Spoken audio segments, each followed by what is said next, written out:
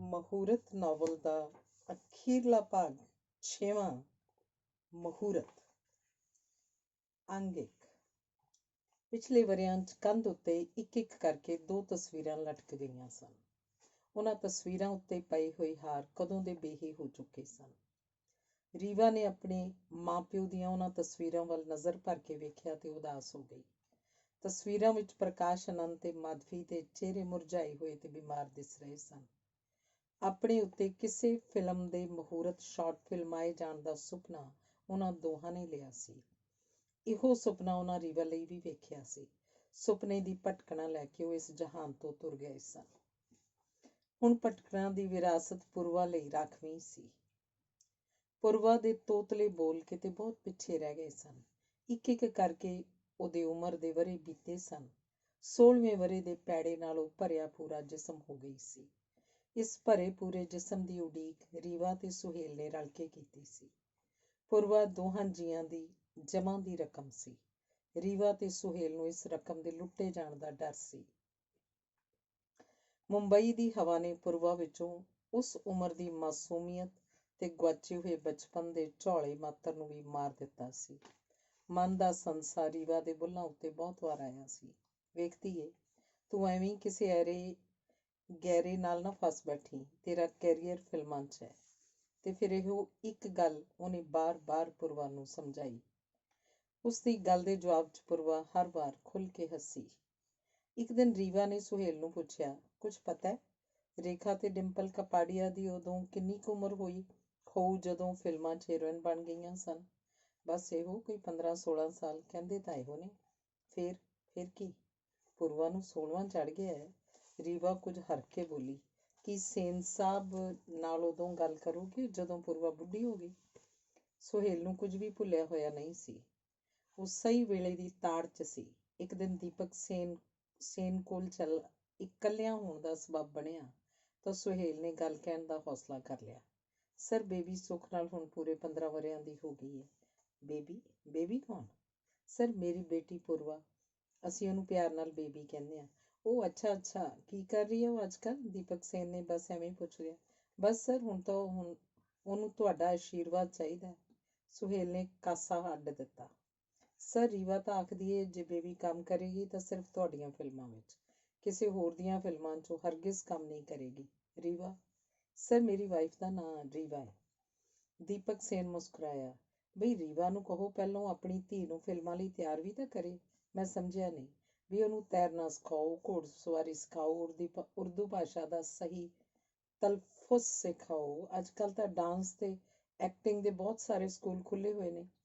Baby ਨੂੰ acting ਦੀਆਂ ਮੁੱਢਲੀਆਂ ਗੱਲਾਂ ਵੀ ਆਉਣੀਆਂ ਚਾਹੀਦੀਆਂ ਨੇ, ਨੱਚਣਾ ਵੀ ਆਉਣਾ ਚਾਹੀਦਾ। ਉਸ ਤੋਂ ਬਾਅਦ ਉਹ ਇੱਕ ਛਿਨ ਰੁਕਿਆ ਤੇ ਫਿਰ ਮੁਸਕਰਾਇਆ। ਫਿਕਰ ਕਾਹਦਾ? ਉਹਦੀ ਪ੍ਰਤਿਭਾ ਨੂੰ ਸੰਭਾਲਣ ਲਈ ਮੈਂ ਜੋ ਹਾਂ।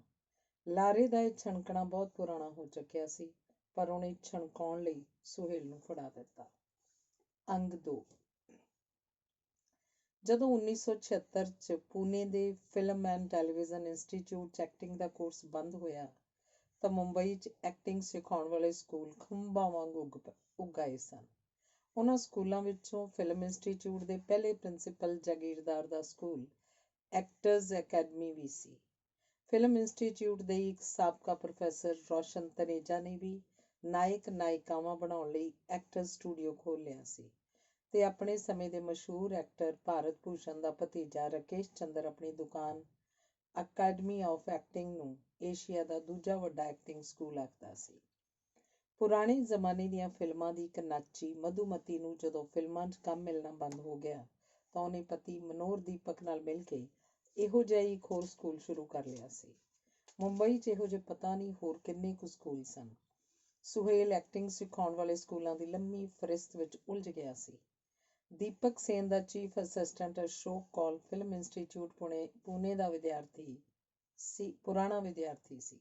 ਸੰਘਰਸ਼ ਦੇ ਦਿਨਾਂ 'ਚ ਉਹ 1000 ਰੁਪਏ ਮਹੀਨੇ ਦੀ ਤਨਖਾਹ ਉੱਤੇ ਇਹੋ ਜਿਹੇ ਇੱਕ ਸਕੂਲ 'ਚ ਪੜ੍ਹਾਉਂਦਾ ਰਿਹਾ ਸੀ। ਸੁਹੇਲ ਨੇ ਉਹਦੇ ਨਾਲ ਗੱਲ ਕੀਤੀ ਤਾਂ ਉਹਨੇ ਇਹਨਾਂ ਸਕੂਲਾਂ ਦਾ ਸਾਰਾ ਹੀਜ ਪਿਆਜ਼ ਖੋਲ੍ਹ ਕੇ ਸਾਹਮਣੇ ਧਰ ਦਿੱਤਾ। ਇਹਨਾਂ ਅਕੈਡਮੀਆਂ ਦਾ ਮੁੱਖ ਮੰਤਵ ਪੈਸੇ ਇਕੱਠਾ ਕਰਨਾ ਸੀ। ਪ੍ਰੋਸਪੈਕਟਸ ਦੀ ਕੀਮਤ ਅੱਡ, ਰਜਿਸਟ੍ਰੇਸ਼ਨ ਫੀਸ ਵੱਖਰੀ ਤੇ ਦਾਖਲਾ ਟੈਸਟ ਪਾਸ ਕਰਨ ਉਪਰੰਤ ਕੋਰਸ ਦੀ ਸਾਰੀ ਫੀਸ ਵੱਖਰੀ ਜਮ੍ਹਾਂ ਕਰਾਉਣੀ ਪੈਂਦੀ ਸੀ। ਜੇ ਕੋਈ ਜਣਾ ਕੋਰਸ ਅਧੂਰਾ ਛੱਡ ਕੇ ਜਾਣਾ ਚਾਹੇ ਤਾਂ ਜੀ ਸਦਕੇ ਜਾਏ, ਪਰ ਅਗਾਊਂ ਦਿੱਤੀ ਹੋਈ ਫੀਸ ਉਹਨੂੰ ਵਾਪਸ ਨਹੀਂ ਸੀ ਮਿਲਦੀ। ਐਕਟਿੰਗ ਦਾ ਕੋਰਸ ਕਰਨ ਤੋਂ ਪਿੱਛੋਂ ਹਾਸਲ ਕੀਤਾ ਹੋਇਆ ਸਰਟੀਫਿਕੇਟ ਕਿਸੇ ਕੰਮ ਨਹੀਂ ਸੀ ਆਉਂਦਾ। ਜਵਾਨ ਮੁੰਡੇ ਕੁੜੀਆਂ ਸਤਰੰਗੇ ਸੁਪਨੇ ਲੈ ਕੇ ਮੁੰਬਈ ਆਉਂਦੇ ਸਨ। ਉਹ ਭਾਰੀ ਰਕਮ ਧਾਰ ਕੇ ਐਕਟਿੰਗ ਦਾ ਕੋਰਸ ਕਰਦੇ ਸਨ, ਪਰ ਕੁਝ ਨਹੀਂ ਸੀ ਬਣਦੇ, ਨਾ ਹੀਰੋ ਨਾ ਚਰਿੱਤਰ ਅਭਿਨੇਤਾ। ਜਦੋਂ ਕਿਧਰੇ ਵੀ ਬ੍ਰੇਕ ਨਹੀਂ ਸੀ ਮਿਲਦੀ ਤਾਂ ਉਹਨਾਂ ਲਈ 3 ਰਾਹ ਬਚਦੇ ਸਨ। ਪਹਿਲਾ, ਉਹ ਘਰ ਵਾਪਸ ਪਰਤ ਜਾਣ। ਦੂਜਾ, ਉਹ ਕਿਸੇ ਐਕਟਿੰਗ ਸਕੂਲ 'ਚ ਥੋੜ੍ਹੀ ਜਿਹੀ ਤਨਖਾਹ ਉੱਤੇ ਨੌਕਰੀ ਕਰ ਲੈਣ। ਤੀਜਾ, ਜੇ ਉਹ ਜੋੜ ਤੋੜ ਕਰਨ 'ਚ ਮਾਹਰ ਹੋਣ ਤਾਂ ਭਾਵੇਂ ਆਪਣਾ ਐਕਟਿੰਗ ਸਕੂਲ ਖੋਲ੍ਹ ਲੈਣ। ਮੁੰਬਈ ਵਿੱਚ ਐਕਟਿੰਗ ਸਕੂਲਾਂ ਦੀ ਗਿਣਤੀ ਦਿਨ ਬ ਦਿਨ ਵੱਧ ਰਹੀ ਸੀ। ਉਹ ਜਿਹੜੇ ਐਕਟਿੰਗ ਦੇ ਖੇਤਰ 'ਚ ਖੁਦ ਕੁਝ ਨਹੀਂ ਸੀ ਕਰ ਸਕੇ, ਦੂਜਿਆਂ ਨੂੰ ਐਕਟਿੰਗ ਸਿਖਾਉਣ ਲੱਗ ਪਏ ਸਨ। ਇਹੋ ਜਿਹਾ ਹੀ ਇੱਕ ਸਕੂਲ ਸੁਹੇਲ ਦੇ ਘਰ ਦੇ ਨੇੜੇ ਸੀ। ਉਸ ਐਕਟਿੰਗ ਸਕੂਲ ਦੀ ਪ੍ਰਿੰਸੀਪਲ ਅਰੁਣਾ ਦੇਵੀ ਨਾਂ ਦੀ ਇੱਕ ਔਰਤ ਸੀ। ਉਹ ਜਾਨਕੀ ਨਿਵਾਸ ਨਾਂ ਦੇ ਕਬੂਤਰਖਾਨਾ ਨੁਮਾ ਮਕਾਨ ਦੀ ਪਹਿਲੀ ਮੰਜ਼ਿਲ ਉੱਤੇ ਰਹਿੰਦੀ ਸੀ। ਅਰੁਣਾ ਦੇਵੀ ਦੇ ਪਰਿਵਾਰ ਨੇ 2.5 ਕਮਰਿਆਂ ਦੀ ਉਸ ਸਲਾਬੀ ਤੇ ਹਨੇਰੀ ਥਾਂ ਸੰਨ 1942 'ਚ 30 ਰੁਪਏ ਮਹੀਨੇ ਉੱਤੇ ਲਈ ਸੀ ਤੇ ਅੱਜ ਤੱਕ ਨਹੀਂ ਸੀ ਛੱਡੀ। ਘਰ ਦਾ ਗੁਜ਼ਾਰਾ ਤੋਰਨ ਦੀ ਜ਼ਿੰਮੇਵਾਰੀ ਅਰੁਣਾ ਦੇਵੀ ਦੇ ਸਿਰ ਸੀ। 2.5 ਕਮਰਿਆਂ ਦੀ ਉਹ ਥਾਂ ਦਿਨ ਵੇਲੇ ਐਕਟਿੰਗ ਸਕੂਲ ਹੁੰਦੀ ਸੀ ਤੇ ਰਾਤ ਵੇਲੇ ਘਰ ਬਣ ਜਾਂਦੀ ਸੀ। ਪੂਰਵਾ ਦੇ ਦਾਖਲੇ ਲਈ ਜਾਣਕਾਰੀ ਲੈਣ ਖਾਤਰ ਸੁਹੇਲ ਅਰੁਣਾ ਦੇਵੀ ਐਕਟਿੰਗ ਅਕੈਡਮੀ 'ਚ ਪਹੁੰਚ ਗਿਆ। ਉਸ ਵੇਲੇ ਅਰੁਣਾ ਦੇਵੀ 20-22 ਸਾਲਾਂ ਦੇ ਇੱਕ ਮੁੰਡੇ ਦੀ ਇੰਟਰਵਿਊ ਲੈ ਰਹੀ ਸੀ। ਕਿੱਥੋਂ ਆਏ ਹੋ? ਜੀ, ਸ਼ਾਹਜਹਾਂਪੁਰ, ਯੂਪੀ ਤੋਂ। ਹੀਰੋ ਬਣਨਾ ਹੈ? ਜੀ ਹਾਂ। ਕੋਈ ਗੱਲ ਨਹੀਂ, ਹੀਰੋ ਬਣਵਾਉਣ ਦੀ ਜ਼ਿੰਮੇਵਾਰੀ ਮੇਰੀ। ਇੱਕ ਛਿਣ ਦੀ ਚੁੱਪ ਤੋਂ ਪਿੱਛੋਂ ਉਸ ਅਗਲਾ ਸਵਾਲ ਪੁੱਛਿਆ, ਕੁੜੀਆਂ ਤੋਂ ਸ਼ਰਮ ਤਾਂ ਨਹੀਂ ਆਉਂਦੀ? ਜੀ, ਕੁਝ ਆਉਂਦੀ ਹੈ। ਕੋਈ ਗੱਲ ਨਹੀਂ, ਮੈਂ ਸਭ ਠੀਕ ਕਰ ਦਿਆਂਗੀ।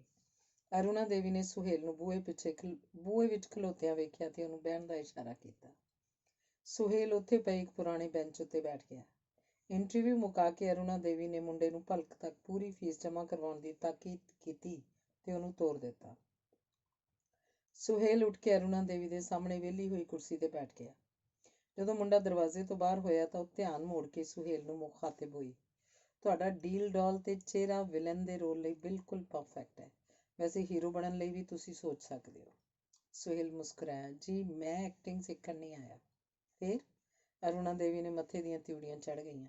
ਮੈਂ ਆਪਣੀ ਬੇਟੀ ਵਾਸਤੇ ਪਤਾ ਕਰਨ ਆਇਆ ਸਾਂ। ਅਰੁਣਾ ਦੇਵੀ ਦੀਆਂ ਤਿਉੜੀਆਂ ਮੁਸਕਰਾਹਟ 'ਚ ਬਦਲ ਗਈਆਂ। ਬੇਟੀ ਨੂੰ ਹੀਰੋਇਨ ਬਣਾਉਣਾ ਹੈ? ਜੀ ਹਾਂ। ਕੋਈ ਗੱਲ ਨਹੀਂ, ਬਣਵਾ ਦੇਵਾਂਗੀ। ਤੁਸੀਂ ਭਲਕ ਤੱਕ ਪੂਰੀ ਫੀਸ ਜਮ੍ਹਾਂ ਕਰਵਾ ਦਿਓ। ਨਵਾਂ ਬੈਚ ਛੇਤੀ ਸ਼ੁਰੂ ਹੋਣ ਵਾਲਾ ਹੈ। ਪੂਰੀ ਫੀਸ? ਹਾਂ, ਪੂਰੀ ਫੀਸ। ਤੁਸੀਂ ਜਾਂਦੇ ਹੋਏ ਪ੍ਰੋਸਪੈਕਟਸ ਖਰੀਦ ਲੈਣਾ। ਉਸ ਵਿੱਚ ਸਾਰਾ ਵੇਰਵਾ ਲਿਖਿਆ ਹੋਇਆ। Admission fees, dance training, studio trips ਤੇ ਪ੍ਰੈਕਟੀਕਲ ਦੀ ਫੀਸ। ਤੁਸੀਂ ਸਾਰਾ ਕੁਝ ਪੜ੍ਹ ਲੈਣਾ। ਤੁਹਾਡੀ ਟ੍ਰੇਨਿੰਗ ਲੈ ਕੇ ਕੀ ਪਹਿਲੋਂ ਵੀ ਕੋਈ ਹੀਰੋ ਜਾਂ ਹੀਰੋਇਨ ਬਣੀ ਹੈ? ਕੀ ਗੱਲਾਂ ਪੇ ਕਰਦੇ ਹੋ? ਅਰੁਣਾ ਦੇਵੀ ਨੇ ਸੁਹੇਲ ਵੱਲ ਕੁਝ ਇਸ ਤਰ੍ਹਾਂ ਝਾਕਿਆ ਜਿਵੇਂ ਉਹਨੂੰ ਕੋਈ ਗਾਲ ਕੱਢ ਦਿੱਤੀ ਹੋਵੇ। ਉਹ ਕੁਝ ਤਿੱਖੀ ਆਵਾਜ਼ 'ਚ ਬੋਲੀ, ਕੋਈ ਇੱਕ ਹੋਵੇ ਤਾਂ ਦੱਸਾਂ। ਇਹ ਅਨੀਤਾ ਰਾਜ, ਜੈਕੀ ਸ਼ਰੋਫ, ਮਾਧੁਰੀ ਦੀਕਸ਼ਿਤ ਨੇ ਮੇਰੇ ਕੋਲੋਂ ਹੀ ਟ੍ਰੇਨਿੰਗ ਲਈ ਸੀ। ਕੀ ਪਤਾ ਮੇਰੀ ਫਰਿਸਤ ਵਿੱਚ ਅਗਲਾ ਮਸ਼ਹੂਰ ਨਾਂ ਤੁਹਾਡੀ ਧੀ ਦਾ ਹੀ ਹੋਵੇ। ਬਾਏ ਦ ਵੇ, ਉਹਦਾ ਨਾਂ ਕੀ ਹੈ? ਅੰਗ 3। ਭਾਰਤੀ ਪਿਓ ਤੇ ਮਲੇਸ਼ੀਆਈ ਮਾਂ ਦੀ ਧੀ ਆਸ਼ਾ ਚੰਦਰਾ ਨੇ 1947 ਵਿੱਚ ਫਿਲਮ ਇੰਸਟੀਚਿਊਟ ਤੋਂ ਐਕਟਿੰਗ ਦਾ ਡਿਪਲੋਮਾ ਕੀਤਾ ਤੇ ਫਿਰ ਉੱਥੇ ਹੀ ਪੜ੍ਹਾਉਣ ਲੱਗ ਪਈ। ਉਹ ਨੌਕਰੀ ਆਸ਼ਾ ਚੰਦਰਾ ਦੇ ਸੁਪਨਿਆਂ ਦੀ ਸੀਮਾ ਨਹੀਂ ਸੀ। ਉਹ ਨੌਕਰੀ ਛੱਡ ਕੇ 1972 'ਚ ਮੁੰਬਈ ਆ ਗਈ। ਉਹ ਸੋਹਣੀ ਸੁਨੱਖੀ ਔਰਤ ਸੀ। ਉਹਨੂੰ ਪੂਰਾ ਯਕੀਨ ਸੀ ਕਿ ਉਹ ਫਿਲਮ ਜਗਤ ਦੀ ਇੱਕ ਨਾਮਵਰ ਅਭਿਨੇਤਰੀ ਬਣੇਗੀ। ਮੁੰਬਈ ਦੇ ਨਿਰਮਾਤਾਵਾਂ ਤੇ ਨਿਰਦੇਸ਼ਕਾਂ ਕੋਲ ਉਹਦੇ ਲਈ ਬਹੁਤਾ ਕੁਝ ਨਹੀਂ ਸੀ, ਪਰ ਫਿਲਮਾਂ ਦੇ ਸ਼ੋਅਮੈਨ ਵਜੋਂ ਜਾਣੇ ਜਾਂਦੇ ਰਾਜ ਕਪੂਰ ਨੇ ਆਸ਼ਾ ਚੰਦਰਾ ਦੀ ਪ੍ਰਤਿਭਾ ਦਾ ਇੱਕ ਹੋਰ ਰੰਗ ਪਛਾਣ ਲਿਆ। ਉਹ ਆਪਣੇ ਪੁੱਤਰ ਰਿਸ਼ੀ ਕਪੂਰ ਤੇ ਡਿੰਪਲ ਕਪਾੜੀਆ ਨੂੰ ਲੈ ਕੇ ਬੌਬੀ ਨਾਂ ਦੀ ਫਿਲਮ ਬਣਾਉਣੀ ਚਾਹੁੰਦਾ ਸੀ। ਉਹਨੇ ਦੋਹਾਂ ਨੂੰ ਐਕਟਿੰਗ ਸਿਖਾਉਣ ਦੀ ਜ਼ਿੰਮੇਵਾਰੀ ਆਸ਼ਾ ਚੰਦਰਾ ਨੂੰ ਦੇ ਦਿੱਤੀ। ਉਹਨੇ ਆਰਕੇ ਸਟੂਡੀਓ ਵਿੱਚ ਹੀ ਡਿੰਪਲ ਕਪਾੜੀਆ ਤੇ ਰਿਸ਼ੀ ਕਪੂਰ ਨੂੰ ਐਕਟਿੰਗ ਦਾ ਵੱਲ ਸਿਖਾਉਣਾ ਸ਼ੁਰੂ ਕਰ ਦਿੱਤਾ। ਬੌਬੀ ਦੀ ਸਫਲਤਾ ਦਾ ਲਾਭ ਆਸ਼ਾ ਚੰਦਰਾ ਨੂੰ ਇਹ ਹੋਇਆ ਕਿ ਰਾਜ ਕਪੂਰ ਵਾਂਗ ਕੁਝ ਹੋਰ ਨਿਰਮਾਤਾ ਨਿਰਦੇਸ਼ਕ ਵੀ ਆਪਣੀ ਫਿਲਮ 'ਚ ਕੰਮ ਕਰਨ ਵਾਲੇ ਨਵੇਂ ਨਾਇਕ ਜਾਂ ਨਾਇਕਾ ਨੂੰ ਅਭਿਨੈ ਸਿਖਲਾਈ ਲਈ ਆਸ਼ਾ ਚੰਦਰਾ ਕੋਲ ਭੇਜਣ ਲੱਗ ਪਏ। ਇਹ ਆਸ਼ਾ ਚੰਦਰਾ ਦੇ ਸਕੂਲ ਦੀ ਸ਼ੁਰੂਆਤ ਸੀ। ਸੁਹੇਲ ਨੂੰ ਲੱਗਾ ਪੂਰਵਾ ਦੀ ਐਕਟਿੰਗ ਦੀ ਸਿਖਲਾਈ ਲਈ ਆਸ਼ਾ ਚੰਦਰਾ ਨੂੰ ਪਹੁੰਚ ਕਰਨਾ ਵਧੇਰੇ ਲਾਹੇਵੰਦ ਸੀ। ਉਹ ਚਾਹੁੰਦਾ ਸੀ ਪੂਰਵਾ ਦੇ ਕੈਰੀਅਰ ਲਈ ਸਿਰਫ ਦੀਪਕ ਸੇਨ ਉੱਤੇ ਹੀ ਨਿਰਭਰ ਨਾ ਰਹੇ। ਆਸ਼ਾ ਚੰਦਰਾ ਰਾਹੀਂ ਉਹ ਹੋਰ ਨਿਰਮਾਤਾਵਾਂ ਤੱਕ ਵੀ ਪਹੁੰਚ ਕਰ ਸਕਦਾ ਸੀ। ਦੀਪਕ ਸੇਨ ਕੋਲੋਂ ਫੋਨ ਕਰਵਾ ਕੇ ਉਹ ਆਸ਼ਾ ਚੰਦਰਾ ਨੂੰ ਮਿਲਣ ਪਹੁੰਚ ਗਿਆ। ਆਸ਼ਾ ਚੰਦਰਾ ਉਹਨੂੰ ਦੋਸਤਾਨਾ ਢੰਗ ਨਾਲ ਮਿਲੀ। ਉਹਦੇ ਲਈ ਸੁਹੇਲ ਵੀ ਫਿਲਮ ਇੰਡਸਟਰੀ ਵਿੱਚੋਂ ਇੱਕ ਸੀ। ਉਹਦੇ ਰਾਹੀਂ ਵੀ ਆਸ਼ਾ ਚੰਦਰਾ ਨੂੰ ਲਾਭ ਹੋ ਸਕਦਾ ਸੀ। ਆਸ਼ਾ ਚੰਦਰਾ ਨੇ ਸੁਹੇਲ ਲਈ ਉਚੇਚੀ ਚਾਹ ਮੰਗਵਾਈ ਤੇ ਚਾਹ ਦੇ ਕੱਪ ਉੱਤੇ ਰੁਣ ਝੁਣ ਕਰਨ ਲੱਗ ਪਈ। ਹੋਰ ਸੇਨ ਸਾਹਿਬ ਅੱਜ ਕੱਲ੍ਹ ਕੀ ਕਰ ਰਹੇ ਨੇ? ਬਸ ਸ਼ੂਟਿੰਗ ਚੱਲ ਰਹੀ ਹੈ। ਇਸ ਮਹੀਨੇ ਸ਼ੂਟਿੰਗ ਦਾ ਕੰਮ ਪੂਰਾ ਹੋ ਜਾਏਗਾ। ਕੋਈ ਨਵੀਂ ਫਿਲਮ ਲਾਂਚ ਕਰਨ ਬਾਰੇ ਨਹੀਂ ਸੋਚ ਰਹੇ? ਫਿਲਹਾਲ ਤਾਂ ਨਹੀਂ ਹਜ਼ੂਰ, ਇਹ ਤਾਂ ਹੋ ਹੀ ਨਹੀਂ ਸਕਦਾ ਕਿ ਸੇਨ ਸਾਹਿਬ ਚੁੱਪ ਕਰਕੇ ਬੈਠ ਜਾਣ। ਅਗਲੀ ਫਿਲਮ ਲਈ ਉਹਨਾਂ ਦਾ ਕੰਮ ਜ਼ਰੂਰ ਚੱਲ ਰਿਹਾ ਹੋਵੇਗਾ, ਸ਼ਾਇਦ ਤੁਹਾਨੂੰ ਹੀ ਨਾ ਪਤਾ ਹੋਵੇ। ਸੁਹੇਲ ਚਾਹੁੰਦਾ ਸੀ ਕਿ ਆਸ਼ਾ ਚੰਦਰਾ ਉਹਨੂੰ ਦੀਪਕ ਸੇਨ ਦਾ ਦੋਸਤ ਤੇ ਕਰੀਬੀ ਸਮਝੇ। ਉਹ ਕਾਹਲੀ ਨਾਲ ਬੋਲਿਆ, ਆਸ਼ਾ ਜੀ ਤੁਸੀਂ ਠੀਕ ਬੁੱਝਿਆ, ਸਕ੍ਰਿਪਟ ਉੱਤੇ ਕੰਮ ਚੱਲ ਰਿਹਾ। ਸੇਨ ਸਾਹਿਬ ਚਾਹੁੰਦੇ ਨੇ ਕਿ ਹਾਲੇ ਇਸ ਬਾਰੇ ਚੁੱਪ ਹੀ ਰਿਹਾ ਜਾਵੇ। ਦਰਅਸਲ ਉਸ ਫਿਲਮ ਨਾਲ ਜੁੜੇ ਇੱਕ ਕੰਮ ਦੇ ਸਿਲਸਿਲੇ ਵਿੱਚ ਹੀ ਮੈਂ ਤੁਹਾਨੂੰ ਮਿਲਣ ਆਇਆ। ਮੈਂ ਸਮਝੀ ਨਹੀਂ। ਸੇਨ ਸਾਹਿਬ ਮੇਰੀ ਬੇਟੀ ਨੂੰ ਉਸ ਨਵੀਂ ਫਿਲਮ 'ਚ ਲੀਡ ਰੋਲ ਦੇਣ ਬਾਰੇ ਸੋਚ ਰਹੇ ਨੇ ਤੇ ਉਹ ਚਾਹੁੰਦੇ ਨੇ। ਹਜ਼ੂਰੇ ਅਨਵਰ, ਮੈਂ ਹੁਣ ਤੱਕ ਫਿਲਮ ਇੰਡਸਟਰੀ ਨੂੰ 1500 ਤੋਂ ਵੱਧ ਅਦਾਕਾਰ ਦੇ ਚੁੱਕੀ ਹਾਂ। ਮੇਰੀ ਟ੍ਰੇਨਿੰਗ ਨਾਲ ਤੁਹਾਡੀ ਬੇਟੀ ਸਿਰਫ ਹੀਰੋਇਨ ਨਹੀਂ, ਨੰਬਰ 1 ਹੀਰੋਇਨ ਬਣੇਗੀ। ਇਹ ਮੇਰਾ ਦਾਅਵਾ ਹੈ, ਆਸ਼ਾ ਚੰਦਰਾ ਨੇ ਮਾਣ ਮੱਤੇ ਰੌਣ 'ਚ ਆਖਿਆ।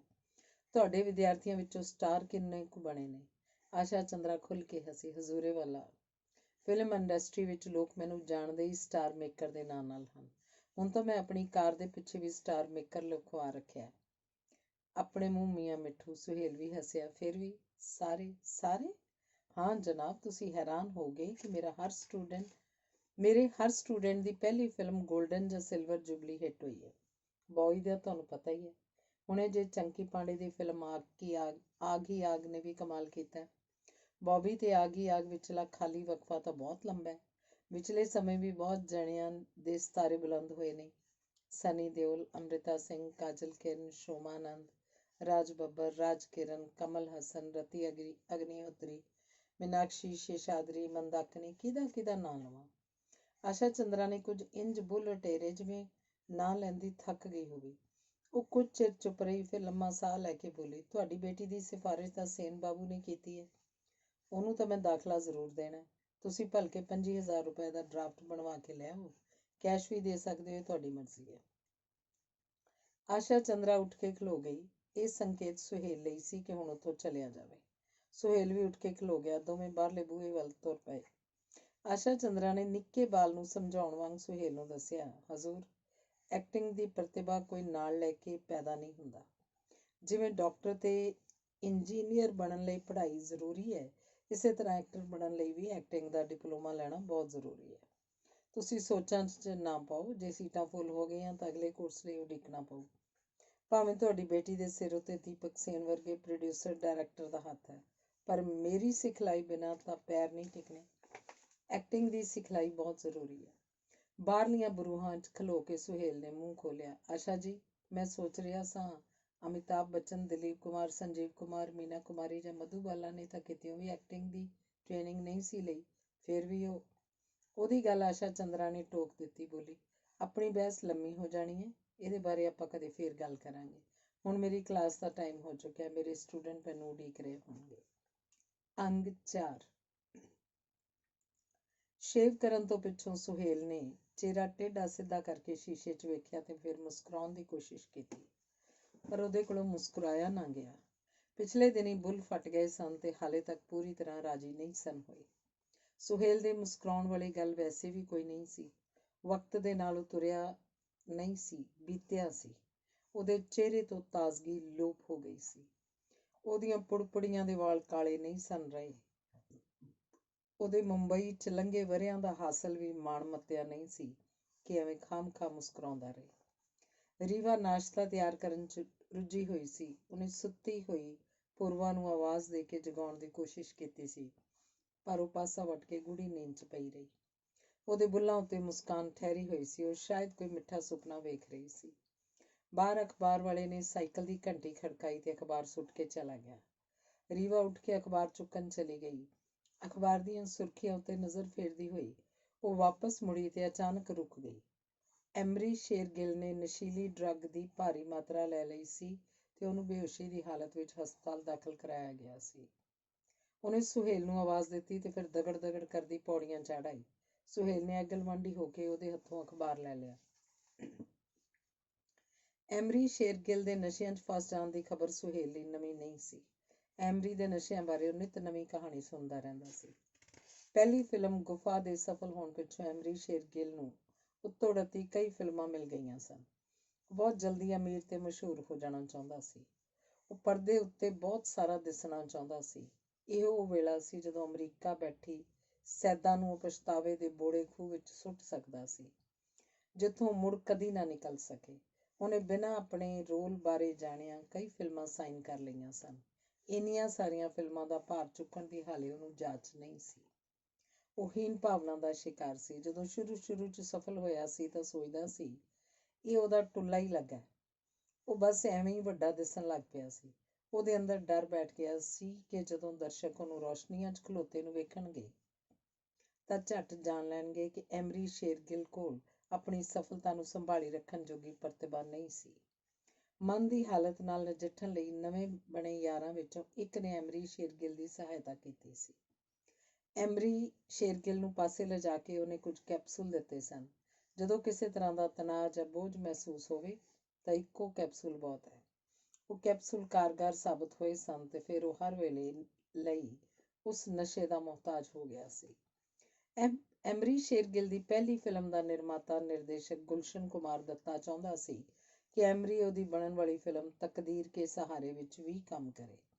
ਉਹਨੇ ਐਮਰੀ ਨੂੰ ਬੁਲਾਵਾ ਭੇਜਿਆ। ਜਦੋਂ ਐਮਰੀ ਸ਼ੇਰਗਿੱਲ ਉਹਨੂੰ ਮਿਲਣ ਆਇਆ ਤਾਂ ਉਹਨੇ ਮੌਤ ਦਾ ਪਰਛਾਵਾਂ ਐਮਰੀ ਸ਼ੇਰਗਿੱਲ ਦੇ ਨਾਲ ਤੁਰਿਆ ਆਉਂਦਾ ਵੇਖਿਆ। ਗੁਲਸ਼ਨ ਕੁਮਾਰ ਦੱਤਾ ਪਰੇਸ਼ਾਨ ਹੋ ਗਿਆ। ਉਹਨੇ ਐਮਰੀ ਸ਼ੇਰਗਿੱਲ ਨੂੰ ਬਿਠਾਇਆ ਤੇ ਉੱਠ ਕੇ ਕਮਰੇ ਦਾ ਬੂਹਾ ਢੋ ਦਿੱਤਾ। ਵਾਪਸ ਆ ਕੇ ਐਮਰੀ ਦੇ ਕੋਲ ਹੀ ਬੈਠ ਗਿਆ। ਉਹਨੇ ਸਹਿਜ ਭਾਗ ਗੱਲ ਕੀਤੀ, ਵੇਖ ਐਮਰੀ, ਮਸ਼ਹੂਰ ਹੋਣਾ ਬੜਾ ਖਤਰਨਾਕ ਹੁੰਦਾ ਹੈ। ਜੇ ਜ਼ਿਆਦਾ ਦੇਰ ਜਿਉਣਾ ਹੋਵੇ ਤਾਂ ਸਾਨੂੰ ਮਸ਼ਹੂਰ ਹੋਣ ਬਾਰੇ ਨਹੀਂ ਸੋਚਣਾ ਚਾਹੀਦਾ। ਮਸ਼ਹੂਰ ਹੋਣਾ ਰੁਪਏ ਲੈ ਕੇ ਤਾਂ ਆਉਂਦਾ ਹੈ, ਪਰ ਖੁਸ਼ੀ ਲੈ ਕੇ ਨਹੀਂ ਆਉਂਦਾ। ਮਸ਼ਹੂਰੀ ਆਉਣ ਨਾਲ ਤੁਹਾਡੇ ਸਿਰ ਉੱਤੇ ਬੋਝ ਵੀ ਪੈ ਜਾਂਦਾ ਹੈ। ਕਾਮਯਾਬੀ ਦਾ ਵੀ ਇਕੱਲੇ ਹੋ ਜਾਣ ਦਾ ਵੀ। ਐਮਰੀ ਸ਼ੇਰਗਿੱਲ ਨੇ ਬੇਚੈਨੀ 'ਚ ਮੱਥਾ ਖੁਰਕਿਆ ਸੀ।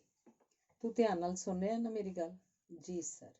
ਐਕਟਰ ਵੀ ਆਮ ਲੋਕਾਂ ਵਾਂਗ ਕਮਜ਼ੋਰ ਬੰਦੇ ਹੀ ਹੁੰਦੇ ਨੇ। ਉਹ ਬਹੁਤ ਸਾਰੀਆਂ ਗੱਲਾਂ ਦਾ ਸਾਹਮਣਾ ਕਰਨ ਜੋਗੇ ਨਹੀਂ ਹੁੰਦੇ। ਉਦੋਂ ਉਹ ਆਪਣਾ ਖਿਲਾਰ ਨਸ਼ਿਆਂ ਨਾਲ ਪੂਰਨ ਲੱਗ ਪੈਂਦੇ ਨੇ। ਵੇਖ KL ਸਹਿਗਲ, ਮੀਨਾ ਕੁਮਾਰੀ, ਰਿਤਵਿਕ ਕਟਕ ਤੇ ਰਾਜ ਖੋਸਲਾ ਕਿਸ ਤਰ੍ਹਾਂ ਸ਼ਰਾਬ ਪੀ ਕੇ ਮੁੱਕ ਗਏ। ਪਰਵੀਨ ਬੋਬੀ ਵਰਗੀ ਹੋਣਹਾਰ ਅਦਾਕਾਰਾਂ ਦੇ ਪੱਲੇ ਡਰੱਗਸ ਨੇ ਕੱਖ ਨਹੀਂ ਰਹਿਣ ਦਿੱਤਾ। ਅੰਤ ਵਿੱਚ ਉਹਨੂੰ ਮਾਨਸਿਕ ਰੋਗੀਆਂ ਦੇ ਡਾਕਟਰ ਦੀ ਸਹਾਇਤਾ ਲੈਣੀ ਪਈ। ਸੰਜੇ ਦੱਤ ਨੂੰ ਸੁਨੀਲ ਸਾਹਿਬ ਨੇ ਬਚਾ ਲਿਆ, ਵਰਨਾ ਉਹ ਤਾਂ ਗਿਆ ਸੀ। ਗੁਲਸ਼ਨ ਕੁਮਾਰ ਦੱਤਾ ਨੇ ਲੰਮਾ ਸਾਹ ਭਰਿਆ ਤੇ ਕੁਝ ਛਿਣ ਚੁੱਪ ਰਿਹਾ ਤੇ ਫਿਰ ਬੋਲਿਆ, ਐਮਰੀ, ਡਰੱਗਸ ਤੇ ਸ਼ਰਾਬ ਦਾ ਆਸਰਾ ਲੈ ਕੇ ਭਲਾ ਕਾਹਦੇ ਤੋਂ ਬਚ ਰਹੇ ਨੇ ਲੋਕ? ਆਪਣੇ ਆਪ ਤੋਂ। ਬਸ ਇੰਨਾ ਕੁ ਹੀ ਹੈ ਇਸ ਸਵਾਲ ਦਾ ਜਵਾਬ। ਐਮਰੀ ਸ਼ੇਰਗਿੱਲ ਨੇ ਮੱਥੇ ਤੇ ਤਰੇੜੀ ਪੂੰਝੀ। ਗੁਲਸ਼ਨ ਕੁਮਾਰ ਦੱਤਾ ਨੇ ਉਹਦੇ ਹੱਥ ਉੱਤੇ ਹੱਥ ਰੱਖ ਦਿੱਤਾ। ਐਮਰੀ, ਹਾਲੇ ਤਕਦੀਰ ਦੇ ਸਹਾਰੇ ਦੀ ਸ਼ੂਟਿੰਗ ਸ਼ੁਰੂ ਹੋਣ 'ਚ ਬਹੁਤ ਦਿਨ ਬਾਕੀ ਨੇ। ਤੂੰ ਆਪਣੀ ਬਿਮਾਰੀ ਦਾ ਇਲਾਜ ਕਰਵਾ ਤੇ ਨਸ਼ਿਆਂ 'ਚੋਂ ਬਾਹਰ ਨਿਕਲ। ਜੇ ਤੈਥੋਂ ਇਹ ਨਾ ਹੋ ਸਕਿਆ ਤਾਂ ਆਪਣੇ ਆਪ ਨੂੰ ਇਸ ਫਿਲਮ ਵਿੱਚੋਂ ਬਾਹਰ ਸਮਝ ਲਈ। ਨਿਰਮਾਤਾ ਨਿਰਦੇਸ਼ਕ ਗੁਲਸ਼ਨ ਦੱਤਾ ਨੇ ਆਪਣੀ ਗੱਲ ਸਾਫ਼ ਸ਼ਬਦਾਂ 'ਚ ਕੀਤੀ ਸੀ। ਐਮਰੀ ਸ਼ੇਰਗਿੱਲ ਰੋਣ ਹਾਕਾ ਹੋ ਗਿਆ। ਉਹ ਕੀ ਕਰੇ? ਉਹ ਪੂਰੀ ਤਰ੍ਹਾਂ ਨਸ਼ਿਆਂ ਦੇ ਵੱਸ ਸੀ। ਐਮਰੀ ਸ਼ੇਰਗਿੱਲ ਬਾਰੇ ਇਹੋ ਜਿਹੀਆਂ ਹੋਰ ਵੀ ਕਈ ਖਬਰਾਂ ਸੁਹੇਲ ਨੇ ਸੁਣੀਆਂ ਸਨ। ਨਿਰਮਾਤਾ ਨਿਰਦੇਸ਼ਕ ਉਹਨੂੰ ਕੰਮ ਦੇਣ ਤੋਂ ਗੁਰੇਜ਼ ਕਰਨ ਲੱਗ ਪਏ ਸਨ। ਹੁਣ ਕੁਝ ਚਿਰ ਤੋਂ ਫਿਲਮੀ ਰਸਾਲਿਆਂ ਤੇ ਅਖਬਾਰਾਂ ਨੇ ਐਮਰੀ ਸ਼ੇਰਗਿੱਲ ਬਾਰੇ ਚੁੱਪ ਵੱਟ ਲਈ ਸੀ। ਇਹ ਚੁੱਪ ਬਹੁਤ ਦੁਖਦਾਈ ਸੀ। ਤੇ ਹੁਣ ਅਖਬਾਰ 'ਚ ਛਪੀ ਹੋਈ ਖਬਰ ਹਾਲੀਵੁੱਡ ਦੇ ਕਮੇਡੀਅਨ ਜੌਨ ਬੇਲੂਸ਼ੀ ਦੀ ਖਬਰ ਤੋਂ ਵੱਖਰੀ ਨਹੀਂ ਸੀ। ਇੱਕ ਫਿਲਮ ਦੇ ਸੈੱਟ ਉੱਤੇ ਜਾਨ ਬੇਲੂਸ਼ੀ ਨੂੰ ਉਹਦੇ ਡਾਕਟਰ ਨੇ ਵੇਖਿਆ। ਉਹ ਬੜਾ ਖਸਤਾ ਹਾਲ ਵਿਖਾਈ ਦੇ ਰਿਹਾ ਸੀ। ਉਹ ਡਰੱਗਸ ਦੀ ਮਾਰ ਹੇਠ ਸੀ। ਮੁਆਇਨੇ ਤੋਂ ਪਿੱਛੋਂ ਡਾਕਟਰ ਨੇ ਆਉਣ ਵਾਲੇ ਖਤਰੇ ਤੋਂ ਉਹਨੂੰ ਆਗਾਹ ਵੀ ਕੀਤਾ, ਪਰ ਉਹਨੇ ਡਾਕਟਰ ਦੀ ਗੱਲ ਬੇਧਿਆਨੀ 'ਚ ਸੁਣੀ। ਡਾਕਟਰ ਨੇ ਉਸ ਫਿਲਮ ਦੇ ਨਿਰਦੇਸ਼ਕ ਨੂੰ ਚੇਤਾਵਨੀ ਦਿੱਤੀ, ਜਾਂ ਤਾਂ ਬੇਲੂਸ਼ੀ ਡਰੱਗਸ ਤੋਂ ਮੁਕਤ ਹੋਣ ਲਈ ਹਿੰਮਤ ਕਰੇ ਜਾਂ ਫਿਰ ਉਹਦੇ ਕੋਲੋਂ ਛੇਤੀ ਤੋਂ ਛੇਤੀ ਵੱਧ ਤੋਂ ਵੱਧ ਕੰਮ ਲੈ ਲਓ। ਉਹਦੇ ਕੋਲ ਜਿਉਣ ਲਈ ਬਹੁਤਾ ਵਕਤ ਨਹੀਂ। 3 ਵਰ੍ਹਿਆਂ ਪਿੱਛੋਂ ਡਰੱਗਸ ਦੀ ਓਵਰਡੋਜ਼ ਨਾਲ ਬੇਲੂਸ਼ੀ ਮਰ ਗਿਆ। ਬੇਲੂਸ਼ੀ ਵਾਲਾ ਰਾਹ ਹੀ ਐਮਰੀ ਸ਼ੇਰਗਿੱਲ ਦਾ ਰਾਹ ਸੀ। ਨਾਸ਼ਤਾ ਕਰਦਿਆਂ ਸੁਹੇਲ ਨੇ ਖਬਰ ਦਾ ਵੇਰਵਾ ਪੜ੍ਹਿਆ ਤੇ ਨਾਸ਼ਤਾ ਮੁਕਾ ਕੇ ਜਾਣ ਲਈ ਤਿਆਰ ਹੋ ਗਿਆ। ਸੋਚਦਾ ਹਸਪਤਾਲ 'ਚ ਐਮਰੀ ਨੂੰ ਵੇਖਦਾ ਜਾਵਾਂ। ਝੋਲੇ 'ਚ ਕਾਗਜ਼ ਪੱਤਰ ਪਾਉਂਦਿਆਂ ਉਸ ਦੱਸਿਆ, ਕਾਹਦੇ ਲਈ? ਐਮਰੀ ਨੂੰ ਵੇਖਣ ਲਈ ਉੱਥੇ ਬਥੇਰੇ ਡਾਕਟਰ ਹੋਣਗੇ, ਨਰਸਾਂ ਹੋਣਗੀਆਂ, ਕਾਹਨੂੰ ਐਵੇਂ ਵਕਤ ਜ਼ਾਇਆ ਕਰਨਾ? ਫਿਰ ਵੀ ਐਮਰੀ ਨੇ ਪੁੱਛਿਆ, ਕਦੀ ਸਾਨੂੰ 4 ਫਿਲਮਾਂ ਕੀ ਮਿਲ ਗਈਆਂ, ਸਾਡੀ ਪਛਾਣ ਹੀ ਭੁੱਲ ਗਈ ਉਹਨੂੰ। ਰੀਵਾ ਕੁਝ ਹਰਕ ਕੇ ਬੋਲੀ, ਕੋਈ ਮਤਲਬ ਨਹੀਂ ਹਸਪਤਾਲ ਜਾਣ ਦਾ, ਆਪਣੇ ਘਰ ਦੀ ਸੋਚੋ। ਜੇ ਪੂਰਵਾ ਦੇ 1-2 ਸਾਲ ਵੀ ਅੱਗੇ ਪੈ ਗਏ ਤਾਂ ਕਿਸੇ ਨਿਰਮਾਤਾ ਨਿਰਦੇਸ਼ਕ ਨੇ ਉਹਨੂੰ ਟਕੇ ਦੇ ਭਾਵ ਹੀ ਨਹੀਂ ਪੁੱਛਣਾ। ਉਹ ਝੋਲਾ ਗੋਦੀ 'ਚ ਰੱਖ ਕੇ ਬੈਠ ਗਿਆ ਤੇ ਹਾਰਿਆ ਹੁੱਟਿਆਂ ਵਾਂਗ ਬੋਲਿਆ, ਤੂੰ ਹਰ ਗੱਲ ਉੱਤੇ ਪੂਰਵਾ ਨੂੰ ਵਿੱਚ ਲੈ ਆਉਣੀ। ਕੀ ਕਰਾਂ ਮੈਂ ਪੂਰਵਾ ਦਾ? ਬਥੇਰੀ ਭੱਜ ਨੱਸ ਕੀਤੀ ਹੈ। ਐਕਟਰ ਬਣਾਉਣ ਵਾਲੇ ਸਕੂਲਾਂ ਦੀ ਸਿਖਲਾਈ ਆਪਣੇ ਵੱਸ ਤੋਂ ਬਾਹਰ ਹੈ। ਸਭ ਦੇ ਸਭ ਠੱਗ ਨੇ, ਕਿੱਥੋਂ ਲੈ ਕੇ ਆਵਾਂ ਰੁਪਈਆਂ ਦੀ ਪੰਡ? ਪਲੀਜ਼ ਤੁਸੀਂ ਸ਼ਾਂਤ-ਚਿੱਤ ਹੋ ਕੇ ਮੇਰੀ ਗੱਲ ਸੁਣੋ, ਰੀਵਾ ਨੇ ਆਖਿਆ। ਸੇਨ ਸਾਹਿਬ ਨੇ ਆਪਾਂ ਨੂੰ ਜਾਣ-ਬੁੱਝ ਕੇ ਲੰਮੇ ਗੇਟ 'ਚ ਪਾਇਆ ਹੋਇਆ। ਪੂਰਵਾ ਦੀ ਕੋਈ ਟ੍ਰੇਨਿੰਗ ਹੋਵੇ ਜਾਂ ਨਾ ਹੋਵੇ, ਇਸ ਗੱਲ ਦਾ ਕੋਈ ਫਰਕ ਨਹੀਂ ਪੈਂਦਾ। ਪੂਰਵਾ ਹੀਰੋਇਨ ਤਾਂ ਹੀ ਬਣੂ ਜੇ ਸੇਨ ਸਾਹਿਬ ਦੀ ਨਜ਼ਰ ਸਵੱਲੀ ਹੋਊ। ਇਹ ਗੱਲ ਤਾਂ 100 ਵਿਸਵੇ ਪੱਕੀ ਹੈ। ਸੇਨ ਸਾਹਿਬ ਦੀ ਨਜ਼ਰੇ ਇਨਾਇਤ ਤੋਂ ਬਿਨਾਂ ਤਾਂ ਕੁਝ ਨਹੀਂ ਹੋਣਾ। ਵੇਖੋ ਜੀ, ਆਪਣੀ ਪੂਰਵਾ ਵਿੱਚ ਸਾਰੇ ਗੁਣ ਨੇ। ਉਹ ਆਪ ਵੀ ਸੋਹਣੀ ਹੈ, ਉਹਦਾ ਸਰੀਰ ਵੀ ਸੋਹਣਾ ਹੈ, ਉਹ ਅੰਗਰੇਜ਼ੀ ਵੀ ਬੋਲ ਲੈਂਦੀ ਹੈ, ਹੋਰ ਭਲਾ ਕੀ ਚਾਹੀਦਾ? ਮੈਂ ਆਖਦੀ ਹਾਂ, ਤੁਸੀਂ ਸੇਨ ਬਾਊ ਦੀ ਇੰਨੀ ਸੇਵਾ ਕੀਤੀ ਹੈ, ਗੱਲ ਕਰ ਵੇਖਿਓ ਬੇਬੀ ਨੂੰ ਇੱਕ ਵਾਰ ਵੇਖ ਤਾਂ ਲੈਣ। ਹੁਣ ਮੈਂ ਜ਼ਬਰਦਸਤੀ ਕਿਵੇਂ ਉਹਨਾਂ ਦੇ ਗਲ ਪੈ ਜਾਵਾਂ? ਬੇਵੱਸੀ ਵਿੱਚ ਸੁਹੇਲ ਉਂਗਲਾਂ ਦੇ ਪਟਾਕੇ ਪਾਉਣ ਲੱਗ ਪਿਆ। ਰੀਵਾ ਨੇ ਉਧੇੜ-ਬੁਣ ਕਰਦੀ ਨੇ ਰਾਹ ਲੱਭ ਲਿਆ। ਉਹ ਸੁਹੇਲ ਵੱਲ ਝੁਕਦੀ ਹੋਈ ਬੋਲੀ, ਸਾਨੂੰ ਦੋਹਾਂ ਨੂੰ ਸ਼ੂਟਿੰਗ ਵਿਖਾਉਣ ਵਾਸਤੇ ਤਾਂ ਲੈ ਕੇ ਜਾ ਹੀ ਸਕਦੇ ਹੋ। ਅੰਗ 5। ਪੂਰਵਾ ਮੁੰਬਈ ਦੇ ਰੰਗ 'ਚ ਜੰਮੀ ਸੀ। ਉਹ ਮੁੰਬਈ ਦੇ ਰੰਗ 'ਚ ਵੱਡੀ ਹੋਈ ਸੀ ਤੇ ਹੁਣ ਉਮਰ ਦੇ 16ਵੇਂ ਵਰ੍ਹੇ 'ਚ ਪੈਰ ਧਰਨ ਸਾਰ ਉਹ ਮੁੰਬਈ ਵਾਂਗ ਹੀ ਤਰਲੋ ਮੱਛੀ ਹੋਣ ਲੱਗ ਪਈ ਸੀ। ਪੂਰਵਾ ਖੁਦ ਨੂੰ ਫਿਲਮਾਂ ਦੀ ਨਾਇਕਾ ਦੇ ਰੂਪ 'ਚ ਵੇਖਣ ਲੱਗ ਪਈ ਸੀ। ਉਹਨੇ ਪੜ੍ਹਨ ਲਿਖਣ ਵੱਲ ਬਹੁਤਾ ਧਿਆਨ ਨਹੀਂ ਸੀ ਦਿੱਤਾ। 10ਵੀਂ ਜਮਾਤ ਵਿੱਚੋਂ ਫੇਲ ਹੋਣ ਤੋਂ ਬਾਅਦ ਉਹ ਰੀਵਾ ਤੇ ਸੁਹੇਲ ਉੱਤੇ ਜ਼ੋਰ ਦੇਣ ਲੱਗ ਪਈ ਸੀ ਕਿ ਉਹਨੂੰ ਫਿਲਮਾਂ 'ਚ ਹੀਰੋਇਨ ਬਣਾਉਣ ਲਈ ਕੁਝ ਕਰਨ। ਸੁਹੇਲ ਕੁਝ ਕਰਨ ਜੋਗਾ ਨਹੀਂ ਸੀ, ਪਰ ਬੇਵੱਸੀ ਦੀ ਧੁੰਦ ਵਿੱਚ ਉਹ ਰੀਵਾ ਨੂੰ ਕਿਰਨ ਦਿਸ ਪਈ ਸੀ। ਰੀਵਾ ਦੀ ਸਕੀਮ ਸੁਹੇਲ ਨੂੰ ਵੀ ਜੱਚ ਗਈ ਸੀ। ਸੁਹੇਲ ਨੇ ਦੀਪਕ ਸੇਨ ਤੋਂ ਪੂਰਵਾ ਤੇ ਰੀਵਾ ਨੂੰ ਸ਼ੂਟਿੰਗ ਉੱਤੇ ਲਿਆਉਣ ਦੀ ਆਗਿਆ ਲੈ ਲਈ। ਅਗਲੇ ਤੋਂ ਅਗਲੇਰੇ ਦਿਨ ਉਹ ਸੁਹੇਲ ਦੇ ਨਾਲ ਹੀ ਸਟੂਡੀਓ ਪਹੁੰਚ ਗਈਆਂ। ਦੋਹਾਂ ਨੂੰ ਕੁਰਸੀਆਂ ਤੇ ਬਿਠਾ ਕੇ ਸੁਹੇਲ ਆਪਣੇ ਕੰਮ 'ਚ ਰੁੱਝ ਗਿਆ। ਦੋਵੇਂ ਮੰਤਰ ਮੁਗਧ ਹੋਈਆਂ ਬੈਠੀਆਂ ਸਨ। ਅੱਜ ਉਹਨਾਂ ਨੂੰ ਆਪਣੇ ਫੇਵਰਟ ਨਾਇਕ ਅਮਿਤ ਕੁਮਾਰ ਤੇ ਨਾਇਕਾ ਆਸ਼ਾ ਪ੍ਰਭਾ ਨੂੰ ਨੇੜਿਓਂ ਵੇਖਣ ਦਾ ਅਵਸਰ ਮਿਲਿਆ ਸੀ। ਲੰਮੀ ਉਡੀਕ ਤੋਂ ਪਿੱਛੋਂ ਸ਼ੂਟਿੰਗ ਸ਼ੁਰੂ ਹੋਈ ਸੀ। ਸੈੱਟ ਕਿਸੇ ਅਮੀਰ ਘਰ ਦੇ ਅੰਦਰ ਦਾ ਸੀ। ਨਾਇਕਾ ਦਾ ਪਿਓ ਹੌਲੀ-ਹੌਲੀ ਪੌੜੀਆਂ ਉਤਰਿਆ ਤੇ ਹੇਠਲੀ ਪੌੜੀ ਕੋਲ ਆ ਕੇ ਰੁਕ ਗਿਆ। ਉਹਨੇ ਬੇਵੱਸੀ 'ਚ ਪੌੜੀ ਦੇ ਜੰਗਲੇ ਉੱਤੇ ਮੁੱਕੀਆਂ ਮਾਰੀਆਂ ਤੇ ਫਿਰ ਉੱਚੀ ਆਵਾਜ਼ 'ਚ ਬੋਲਿਆ, ਇਹ ਕਿਆ ਸੁਣ ਰਹਾ ਹੂੰ ਮੈਂ? ਆਪ ਠੀਕ ਸੁਣ ਰਹੇ हैं पिताजी। नायिका आशा प्रभा ने कोल खड़े नायक अमित कुमार का हाथ फड़ लिया। राहुल मेरी जिंदगी है, वह मेरे अंदर फूलों की खुशबू की तरह बसा हुआ है। हीरोइन का प्यो आखिरी पौड़ी उतर के 2 कदम तुरया तो फिर कचीची वट के बोलिया, गुस्ताख लड़की, एक बेबस पिता को ये बात कहने से पहले तू मर क्यों नहीं गई? वो फूल तुम्हारे हाथों में आने से पहले कांटे क्यों ना बन गए? कट। ਸੈੱਟ ਉੱਤੇ ਤਾੜੀਆਂ ਗੂੰਜੀਆਂ। ਉੱਥੇ ਹਾਜ਼ਰ ਲੋਕ ਹੀਰੋਇਨ, ਹੀਰੋ ਤੇ ਬਾਪ ਨੂੰ ਵਧੀਆ ਅਧਿਕਾਰੀ ਲਈ ਵਧਾਈਆਂ ਦੇਣ ਲੱਗ ਪਏ। ਸੀਨ ਦੂਜੇ ਟੇਕ ਵਿੱਚ ਹੀ ਠੀਕ ਸ਼ੂਟ ਹੋ ਗਿਆ ਸੀ। ਅਗਲੇ ਦ੍ਰਿਸ਼ ਨੂੰ ਸ਼ੂਟ ਕਰਨ ਦੀ ਤਿਆਰੀ ਹੋਣ ਲੱਗ ਪਈ। ਦੀਪਕ ਸੇਨ ਨੇ ਹੀਰੋ ਤੇ ਹੀਰੋਇਨ ਨਾਲ ਕੋਈ ਸਾਂਝੀ ਗੱਲ ਕੀਤੀ ਤੇ ਆਪਣੇ ਆਫਿਸ ਦੇ ਕਮਰੇ ਵੱਲ ਤੁਰ ਪਿਆ। ਸੁਹੇਲ ਉਸ ਵੇਲੇ ਸੈੱਟ ਉੱਤੇ ਸੀ। ਦੀਪਕ ਸੇਨ ਦੇ ਪਿੱਛੇ ਉਹ ਵੀ ਉੱਧਰ ਚਲਾ ਗਿਆ। ਸੁਹੇਲ ਚਾਹੁੰਦਾ ਸੀ ਕਿ ਅੱਜ ਉਹ ਪੂਰਵਾ ਦੇ ਕੰਮ ਬਾਰੇ ਦੀਪਕ ਸੇਨ ਨਾਲ 2 ਹਰਫੀ ਗੱਲ ਕਰੇ। ਉਹਨੇ ਆਪਣੀ ਚੜ੍ਹਦੀ ਜਵਾਨੀ ਦੀ ਧੁੱਪ ਤੇ ਢਲਦੀ ਉਮਰ ਦੀਆਂ ਛਾਵਾਂ ਦੀਪਕ ਸੇਨ ਦੇ ਨਾਂ ਲਾ ਦਿੱਤੀਆਂ ਸਨ। ਉਹਦਾ ਇੰਨਾ ਕੁ ਹੱਕ ਤਾਂ ਬਣਦਾ ਸੀ ਕਿ ਜੋ ਕਹਿਣਾ ਨਿਰਸੰਕੋਚ ਕਹਿ ਲਵੇ।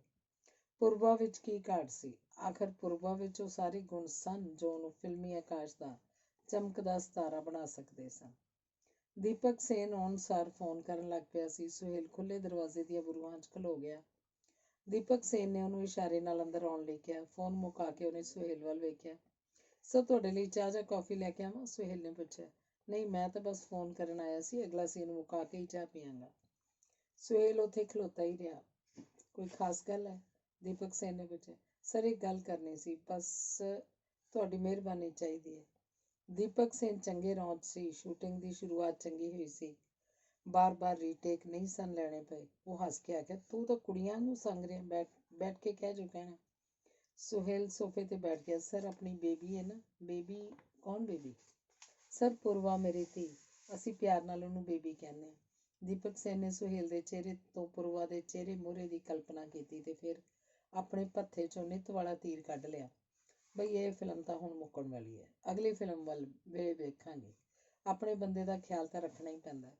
ਸੁਹੇਲ ਨੇ ਜੋ ਆਪਣੇ ਲਈ ਚਾਹਿਆ ਸੀ ਉਹਨੂੰ ਨਹੀਂ ਸੀ ਮਿਲ ਸਕਿਆ। ਉਹ ਚਾਹੁੰਦਾ ਸੀ ਕਿ ਦੀਪਕ ਸੇਨ ਉਹਦੀ ਵਫਾਦਾਰੀ ਦੀ ਇਬਾਰਤ ਪੜ੍ਹੇ ਤੇ ਆਪ ਹੀ ਆਖੇ, ਸੁਹੇਲ, ਤੇਰੇ ਲਈ ਤਾਂ ਸਭ ਹਾਜ਼ਰ ਹੈ।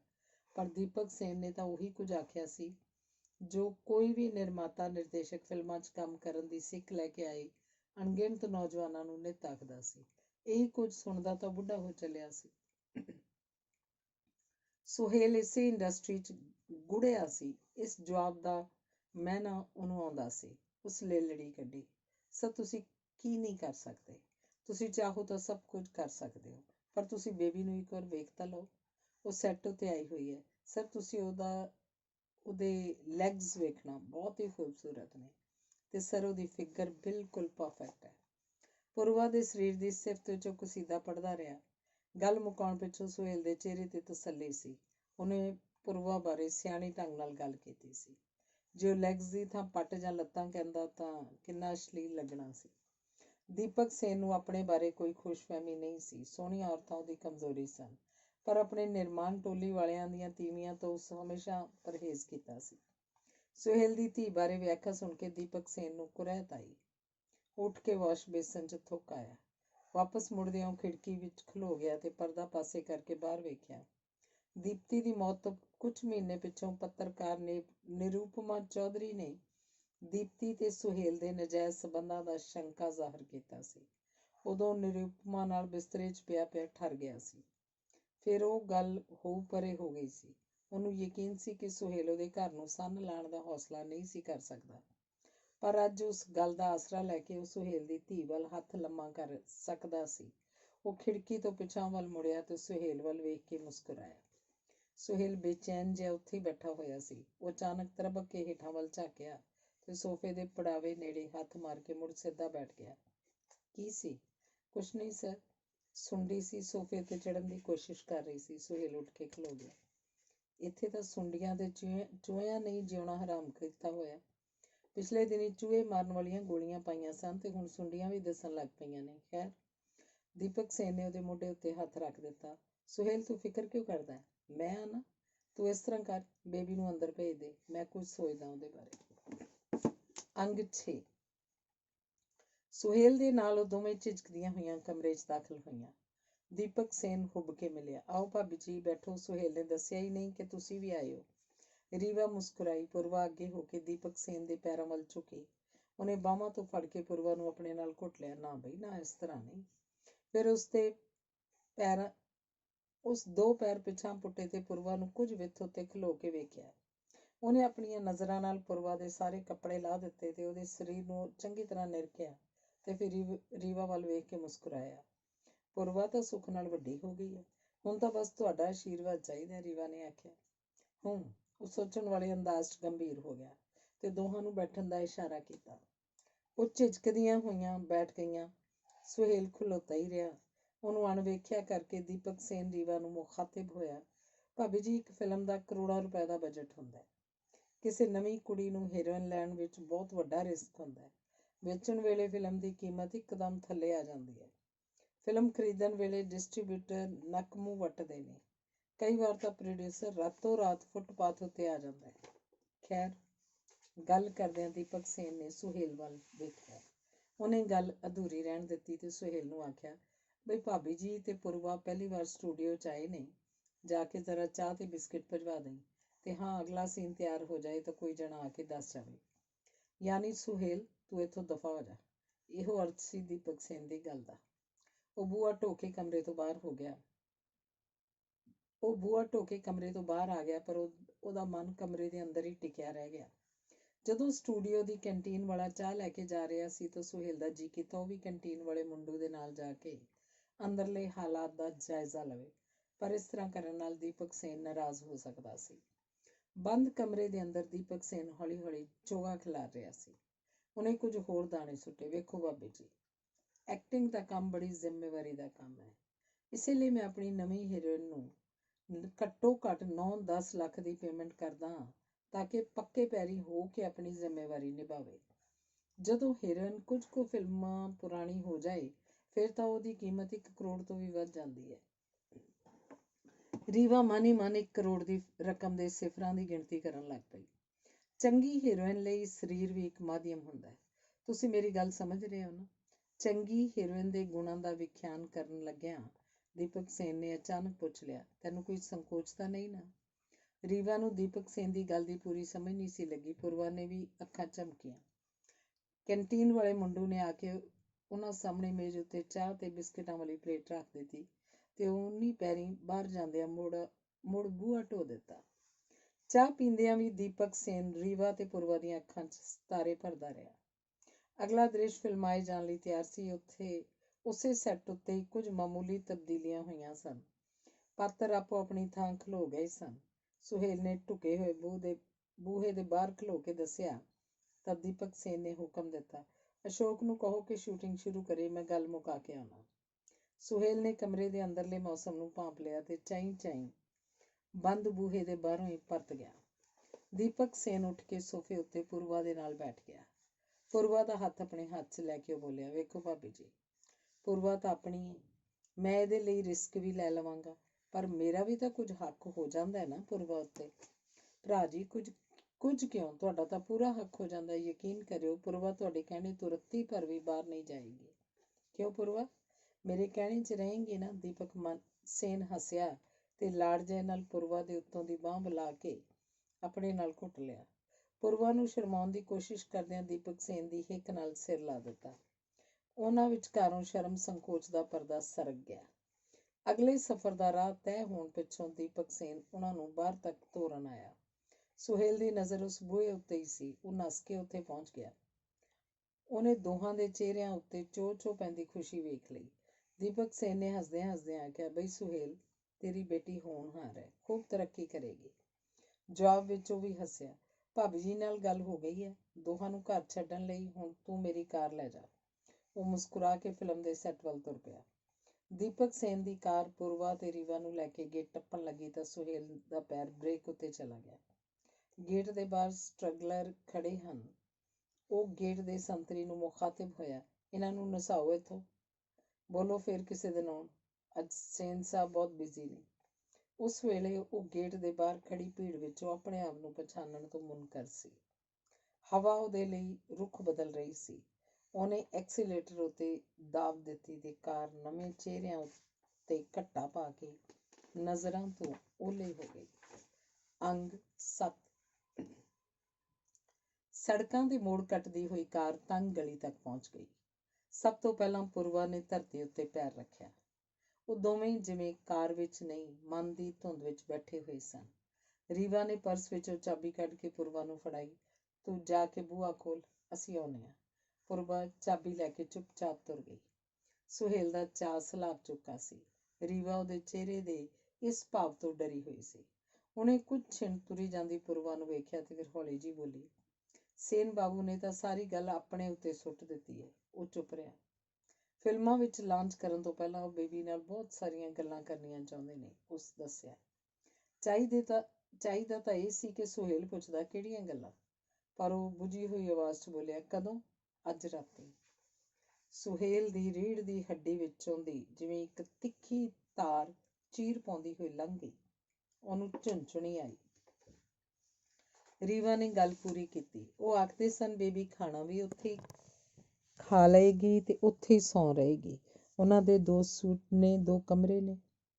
ਉਹ 2 ਕਮਰੇ ਸਮੁੰਦਰ 'ਚ ਘਿਰੇ ਹੋਏ 2 ਟਾਪੂ ਨਹੀਂ ਸਨ। ਸੁਹੇਲ ਦੀ ਜ਼ਬਾਨ ਨੂੰ ਜਿਵੇਂ ਤੰਦੂਆ ਪੈ ਗਿਆ।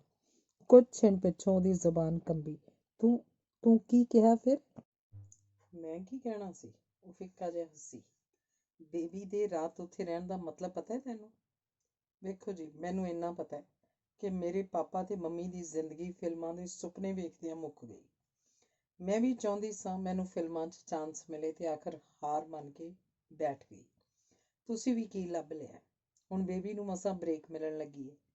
ਰੀਵਾ ਨੇ ਗੱਲ ਕਰਦਿਆਂ ਸੁਹੇਲ ਦੇ ਭਮੱਤਰੇ ਹੋਏ ਚਿਹਰੇ ਵੱਲ ਵੇਖਿਆ ਤੇ ਫਿਰ ਦੀਪਕ ਸੇਨ ਦੇ ਖਿਲਾਰੇ ਹੋਏ ਚੋਗੇ ਵਿੱਚੋਂ ਇੱਕ ਦਾਣਾ ਕੱਢ ਕੇ ਸੁਹੇਲ ਦੇ ਅੱਗੇ ਰੱਖ ਦਿੱਤਾ। ਪਤਾ ਬੇਬੀ ਨੂੰ ਪਹਿਲੀ ਫਿਲਮ ਲਈ ਕਿੰਨੀ ਪੇਮੈਂਟ ਮਿਲੇਗੀ? ਕਿੰਨੀ?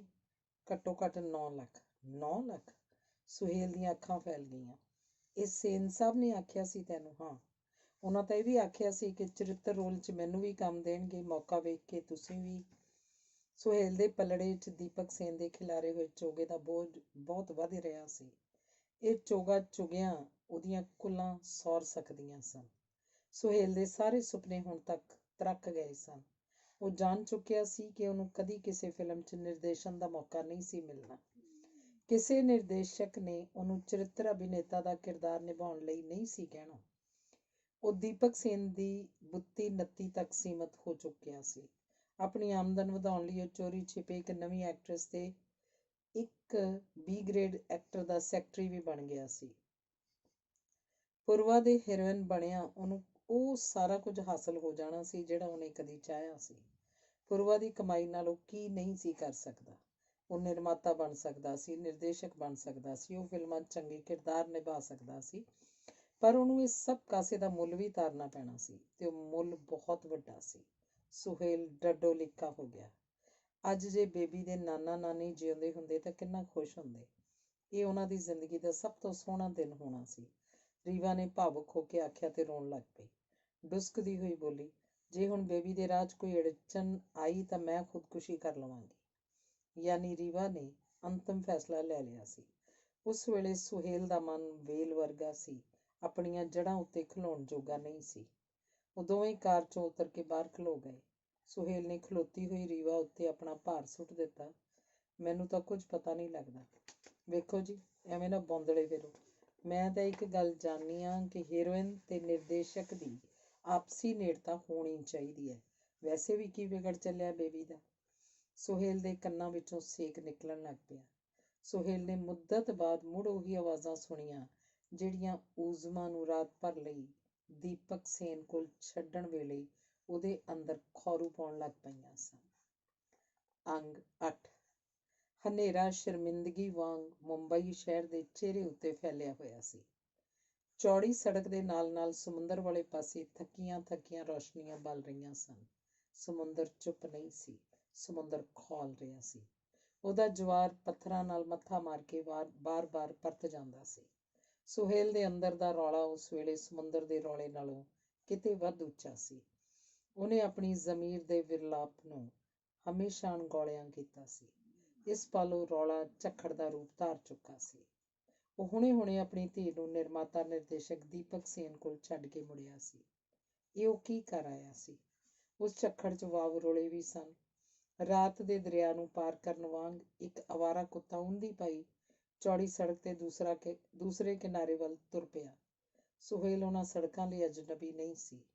ਉਹ ਅਨੇਕ ਵਾਰ ਉੱਥੋਂ ਲੰਘਿਆ ਸੀ, ਪਰ ਅੱਜ ਵਰਗਾ ਹਨੇਰਾ ਉਹਦੇ ਜ਼ਿਹਨ ਵਿੱਚ ਪਹਿਲੋਂ ਕਦੀ ਨਹੀਂ ਸੀ ਪਸਰਿਆ। ਉਹੀ ਹਨੇਰਾ ਸੁਹੇਲ ਦੀਆਂ ਅੱਖਾਂ ਵਿੱਚ ਵੀ ਉਤਰ ਆਇਆ ਸੀ। ਸੜਕ ਟੱਪ ਰਿਹਾ ਕੁੱਤਾ ਉਹਨੂੰ ਫੇਰ ਵੀ ਦਿਸ ਪਿਆ।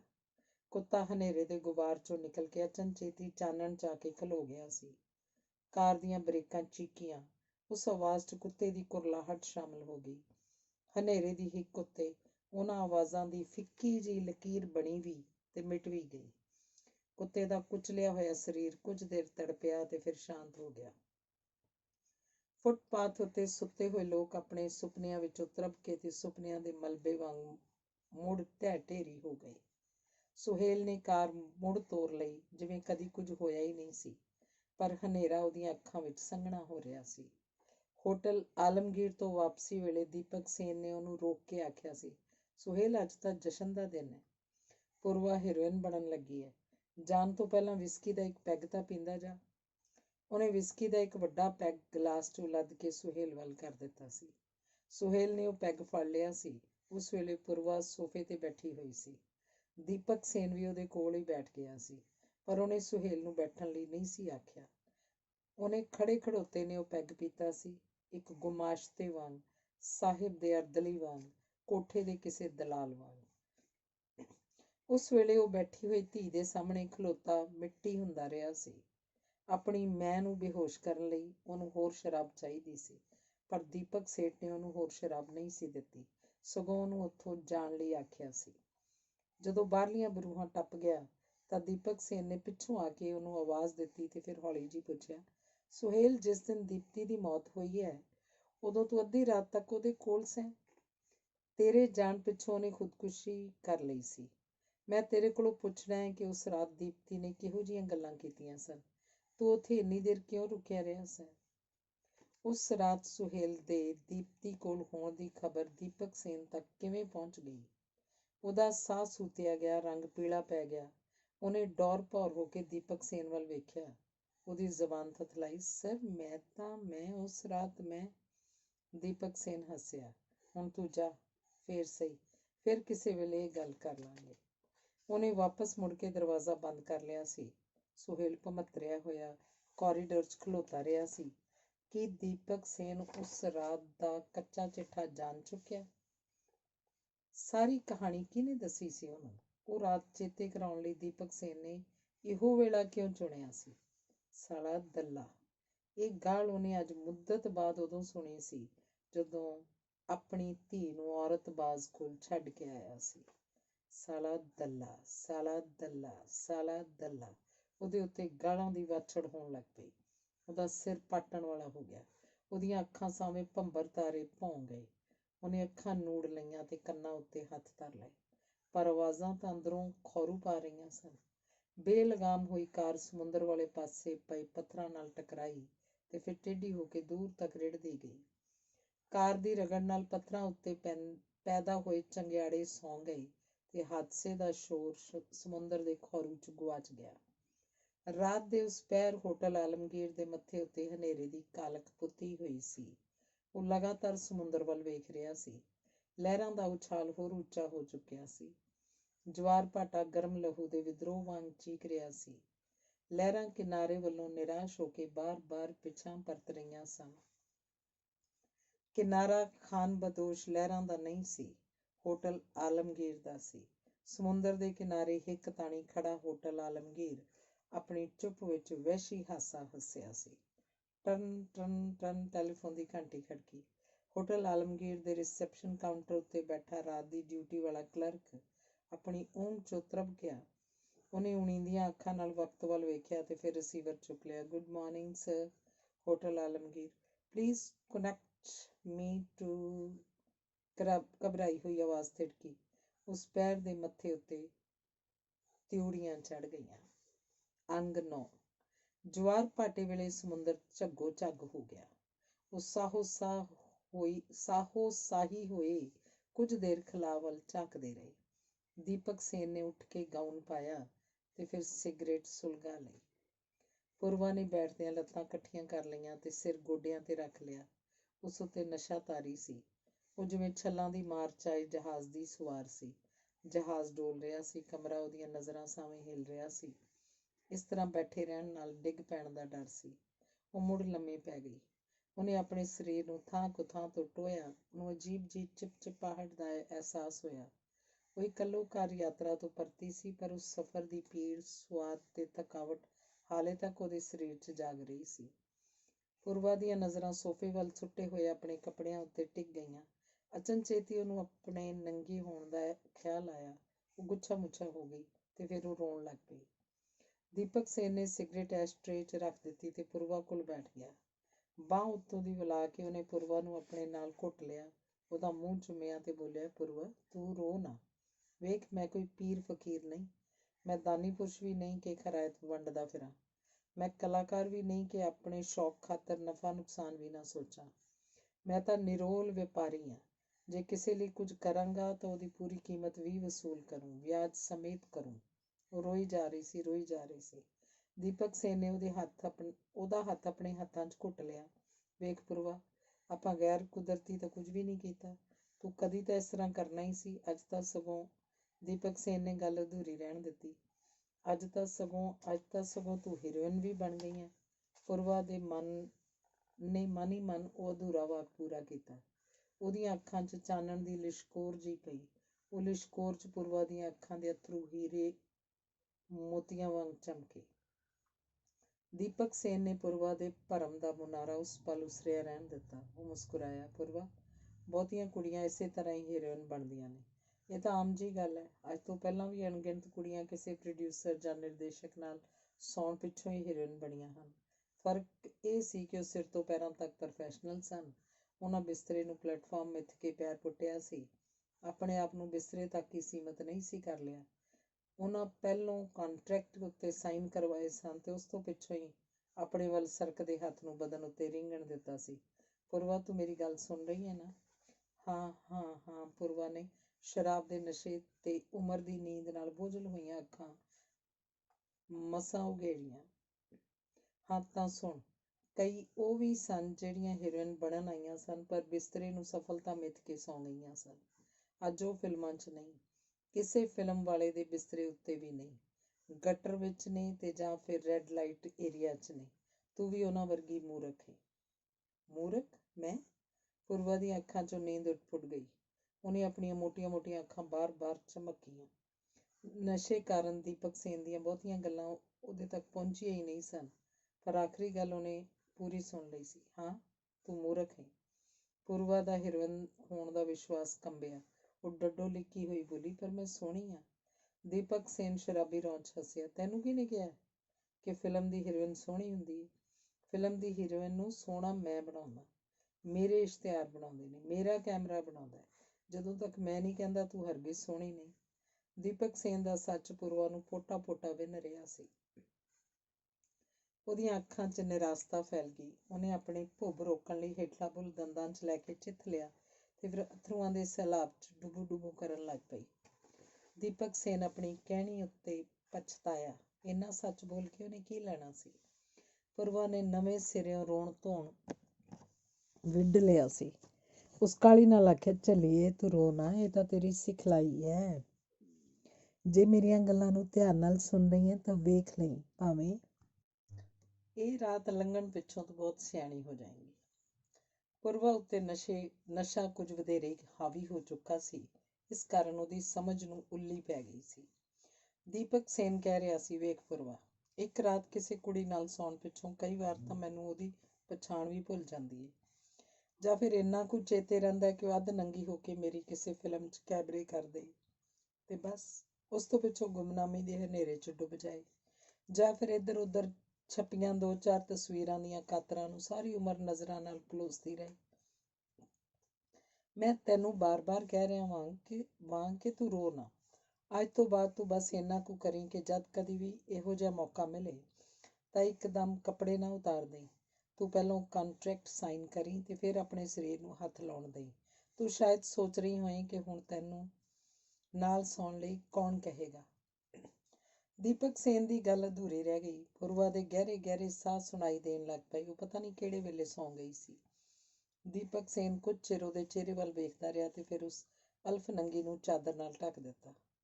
ਪੁਰਵਾ ਤੋਂ ਕੁਝ ਵਿੱਥ ਰੱਖ ਕੇ ਉਹ ਆਪ ਵੀ ਲੰਮਾ ਪੈ ਗਿਆ ਤੇ ਦੂਸਰੀ ਚਾਦਰ ਉੱਤੇ ਤਾਣ ਲਈ। ਉਹ ਕੁਝ ਚਿਰ ਛੱਤ ਵੱਲ ਵੇਖਦਾ ਰਿਹਾ ਤੇ ਫਿਰ ਉੱਠ ਕੇ ਬੈਠ ਗਿਆ। ਪੁਰਵਾ ਆਪਣੀ ਉਮਰ ਵਰਗੀ ਗੂੜ੍ਹੀ ਨੀਂਦ 'ਚ ਸੀ। ਦੀਪਕ ਸੇਨ ਨੇ ਉਹਨੂੰ ਹਿਲਾਇਆ। ਉਹਨੇ ਸਿਰਹਾਣਾ ਬਾਹਾਂ 'ਚ ਘੁੱਟ ਕੇ ਪਾਸਾ ਵੱਟ ਲਿਆ। ਦੀਪਕ ਸੇਨ ਨੇ ਉਹਦੇ ਉੱਤੇ ਚਾਦਰ ਪਰਾਂ ਕਰ ਦਿੱਤੀ। ਉਹ ਬਿਸਤਰੇ 'ਚੋਂ ਉੱਠ ਕੇ ਕੁਝ ਦੂਰ ਖਲੋ ਗਿਆ। ਉਹਦੀ ਨਜ਼ਰ ਪੁਰਵਾ ਦੇ ਸਰੀਰ ਤੇ ਤਿਲਕਣ ਲੱਗ ਪਈ। ਉਹਨੇ ਵਾਰਡਰੋਬ 'ਚੋਂ ਕੈਮਰਾ ਚੁੱਕਿਆ ਤੇ ਵੱਖ-ਵੱਖ ਕੋਨਾਂ ਤੋਂ ਪੁਰਵਾ ਦੀਆਂ ਤਸਵੀਰਾਂ ਲੈਣ ਲੱਗ ਪਿਆ। ਕੈਮਰਾ ਵਾਪਸ ਰੱਖਣ ਵੇਲੇ ਉਹ ਸੋਚਿਆ, ਜਦੋਂ ਸੁਹੇਲ ਆਪਣੀ ਧੀ ਨੂੰ ਉਹਦੇ ਬਿਸਤਰੇ ਤੱਕ ਲੈ ਹੀ ਆਇਆ ਸੀ ਤਾਂ ਫਿਰ ਦੀਪਤੀ ਬਾਰੇ ਕੋਈ ਵੀ ਗੱਲ ਕਹਿਣ ਦੀ ਕੀ ਲੋੜ ਸੀ ਭਲਾ। ਅੰਗ 10। ਉਹ ਜਵਾਰ ਭਾਟੇ ਦੀ ਰਾਤ ਸੀ। ਹੋਟਲ ਆਲਮਗੀਰ ਦੇ ਉਸ ਕਮਰੇ 'ਚ ਸੂਹੀ ਰੌਸ਼ਨੀ ਬਲ ਰਹੀ ਸੀ। ਘੂਕ ਸੁੱਤੀ ਪਈ ਪੁਰਵਾ ਨੇ ਸਿਸਕੀ ਭਰੀ ਤੇ ਪਾਸਾ ਵੱਟਦਿਆਂ ਆਪਣੀ ਲੱਤ ਦੀਪਕ ਸੇਨ ਦੇ ਉੱਤੋਂ ਦੀ ਬੁਲਾ ਲਈ। ਉਹਦੀ ਲੱਤ ਦੇ ਨਾਲ ਚਾਦਰ ਵੀ ਦੀਪਕ ਸੇਨ ਦੇ ਉੱਤੇ ਚਲੀ ਗਈ। ਪੁਰਵਾ ਦਾ ਬਦਨ, ਜੋ ਕੁਝ ਘੰਟੇ ਪਹਿਲਾਂ ਸੰਗਮਰਮਰ ਵਰਗਾ ਸੀ, ਸੂਹੀ ਰੌਸ਼ਨੀ 'ਚ ਲਹੂ ਲਿਬੜਿਆ ਦਿਸਣ ਲੱਗ ਪਿਆ। ਟਰਨ ਟੈਲੀਫੋਨ ਦੀ ਘੰਟੀ ਖੜਕੀ। ਹੈਲੋ। ਦੀਪਕ ਸੇਨ ਗੂੜ੍ਹੀ ਨੀਂਦ 'ਚੋਂ ਤਰਬਕ ਕੇ ਉੱਠਿਆ। ਸੌਰੀ ਸਰ, ਮੈਂ ਤੁਹਾਨੂੰ ਇਸ ਵੇਲੇ ਡਿਸਟਰਬ ਨਹੀਂ ਸੀ ਕਰਨਾ, ਪਰ ਤੁਹਾਡਾ ਅਸਿਸਟੈਂਟ ਗੋਕਲ ਚੰਦ ਕਰਨ ਤੇ ਬਜ਼ਿੱਦ ਹੈ। ਸ਼ਾਇਦ ਕੋਈ ਬਹੁਤ ਹੀ ਸੀਰੀਅਸ ਗੱਲ ਹੈ। ਇਟਸ ਓਕੇ, ਗੱਲ ਕਰਾਓ। Hello sir. Sorry sir. Gokal ਦੀ ਘਬਰਾਈ ਹੋਈ ਆਵਾਜ਼ ਉਹਦੇ ਕੰਨਾਂ 'ਚ ਪਿਘਲ ਗਈ। ਗੱਲ ਕੀ ਹੈ? ਉਹ ਅਰਕ ਉੱਤੇ ਭਾਰ ਪਾ ਕੇ ਬੈਠ ਗਿਆ। ਉਹਨੇ ਘੜੀ ਵੇਖੀ, ਰਾਤ ਦੇ 2 ਵਜੇ ਸਨ। ਸਰ, ਇੱਕ ਮਾੜੀ ਖਬਰ ਹੈ। ਕੁਝ ਮੂੰਹ ਤਾਂ ਫੁੱਟ। ਸਰ, ਸੁਹੇਲ ਦਾ ਐਕਸੀਡੈਂਟ ਹੋ ਗਿਆ। ਸਰ, ਕਾਰ ਦਾ ਕੁਛ ਨਹੀਂ ਬਚਿਆ। ਖੈਰ ਸਰ, ਕਾਰ ਤਾਂ ਜਿਸ ਭਾਅ ਵੀ ਨਿਕਲੀ ਕੱਢ ਦਿਆਂਗੇ, ਪਰ ਕੀ? ਮੈਂ ਇਸ ਵੇਲੇ ਪੁਲਿਸ ਸਟੇਸ਼ਨ ਤੋਂ ਬੋਲ ਰਿਹਾ ਵਾਂ। ਸੁਹੇਲ ਦੀ ਲਾਸ਼ ਹਾਲੇ ਇੱਥੇ ਹੀ ਪਈ ਹੈ। ਸੁਹੇਲ ਦੀ ਲਾਸ਼? ਦੀਪਕ ਸੇਨ ਦੇ ਸਰੀਰ 'ਚ ਜਿਵੇਂ ਬਿਜਲੀ ਦਾ ਕਰੰਟ ਫਿਰ ਗਿਆ। ਕੁਝ ਛਿਣ ਲਈ ਉਹਦੀ ਹੋਸ਼ ਗੁਆਚ ਗਈ। ਉਹਦੀਆਂ ਉਂਗਲਾਂ ਟੈਲੀਫੋਨ ਦੇ ਰਿਸੀਵਰ ਉੱਤੇ ਕੱਸੀਆਂ ਗਈਆਂ। ਉਹ ਸਨਾਟੇ 'ਚ ਆ ਗਿਆ। ਗੋਕਲ ਨੇ ਦੱਸਿਆ, ਸਰ, ਪਹਿਲਾਂ ਤਾਂ ਸੁਹੇਲ ਦੀ ਲਾਸ਼ ਨੂੰ ਲਾਵਾਰਸ ਹੀ ਸਮਝ ਰਹੇ ਸਨ। ਮੈਂ ਕੱਲ ਸੁਹੇਲ ਨੂੰ ਆਪਣਾ ਨਵਾਂ ਫੋਨ ਨੰਬਰ ਇੱਕ ਕਾਗਜ਼ ਉੱਤੇ ਲਿਖ ਕੇ ਦਿੱਤਾ ਸੀ। ਪੁਲਿਸ ਨੂੰ ਉਹ ਸਲਿੱਪ ਸੁਹੇਲ ਦੀ ਜੇਬ 'ਚੋਂ ਮਿਲ ਗਈ ਤੇ ਉਹਨਾਂ ਮੈਨੂੰ ਫੋਨ ਕਰ ਦਿੱਤਾ। ਸਰ, ਹੁਣ ਆਪਾਂ ਉਸ ਲਾਸ਼ ਦੇ ਵਾਰਿਸ ਹੋ ਗਏ ਹਾਂ। ਦੀਪਕ ਸੇਨ ਜਦੋਂ ਤੋਂ ਫਿਲਮਾਂ ਦੇ ਕਿੱਤੇ 'ਚ ਪੱਕੇ ਪੈਰੀਂ ਹੋਇਆ ਸੀ, ਉਦੋਂ ਤੋਂ ਹੀ ਕਈ ਲਾਸ਼ਾਂ ਦਾ ਵਾਰਿਸ ਸੀ। ਸੁਹੇਲ ਉਹਨਾਂ 'ਚੋਂ ਇੱਕ ਸੀ। ਦੀਪਕ ਸੇਨ ਨੂੰ ਲਾਸ਼ਾਂ 'ਚ ਘਿਰਿਆ ਰਹਿਣਾ ਵਧੀਆ ਲੱਗਦਾ ਸੀ। ਉਹ ਲਾਸ਼ਾਂ ਸਾਹ ਲੈਂਦੀਆਂ ਸਨ। ਉਹ ਲਾਸ਼ਾਂ ਉਹਦੇ ਚਾਰ ਚੁਫੇਰੇ ਤੁਰੀਆਂ ਫਿਰਦੀਆਂ ਸਨ। ਉਹ ਲਾਸ਼ਾਂ ਉਹਦੀ ਚਾਪਲੂਸੀ ਕਰਦੀਆਂ ਸਨ। ਉਹਦੇ ਹੱਸਣ ਉੱਤੇ ਹੱਸਦੀਆਂ ਸਨ। ਉਹਦੇ ਚੁੱਪ ਹੋ ਜਾਣ ਉੱਤੇ ਚੁੱਪ ਹੋ ਜਾਂਦੀਆਂ ਸਨ। ਅਵਸਰ ਮਿਲਣ ਉੱਤੇ ਉਹ ਲਾਸ਼ਾਂ ਦੀਪਕ ਸੇਨ ਦੇ ਡੰਗ ਵੀ ਮਾਰਦੀਆਂ ਸਨ। ਪਰ ਉਹ ਲਾਸ਼ਾਂ ਦਾ ਇਸ ਕਦਰ ਆਦੀ ਹੋ ਚੁੱਕਿਆ ਸੀ ਕਿ ਲਾਸ਼ਾਂ ਤੋਂ ਬਿਨਾਂ ਜਿਉਣਾ ਉਹਨੂੰ ਜਿਉਣਾ ਹੀ ਨਹੀਂ ਸੀ ਜਾਪਦਾ। ਉਹਦੇ ਅਮਲੇ ਦੀ ਭੀੜ ਵਿੱਚੋਂ ਇੱਕ ਲਾਸ਼ ਮਨਫੀ ਹੋ ਗਈ ਸੀ। ਹੁਣ ਸੁਹੇਲ ਨਹੀਂ ਸੀ, ਪਰ ਉਹ ਤਾਂ ਪਹਿਲੋਂ ਵੀ ਨਹੀਂ ਸੀ। ਪਹਿਲੋਂ ਤੇ ਹੁਣ ਦਾ ਫਰਕ ਬਸ ਇੰਨਾ ਕੁ ਸੀ ਕਿ ਪਹਿਲੋਂ ਉਹ ਸਾਹ ਲੈਂਦਾ ਸੀ, ਪਹਿਲੋਂ ਉਹਦੀਆਂ ਨਾੜਾਂ 'ਚ ਲਹੂ ਤੁਰਦਾ ਸੀ, ਦਿਲ ਧੜਕਦਾ ਸੀ, ਪਰ ਹੁਣ ਉਹਦਾ ਵਜੂਦ ਠਰ ਗਿਆ ਸੀ। ਦੀਪਕ ਸੇਨ ਨੇ ਇੱਕ ਹੱਥ ਨਾਲ ਰਿਸੀਵਰ ਸੰਭਾਲਿਆ ਹੋਇਆ ਸੀ।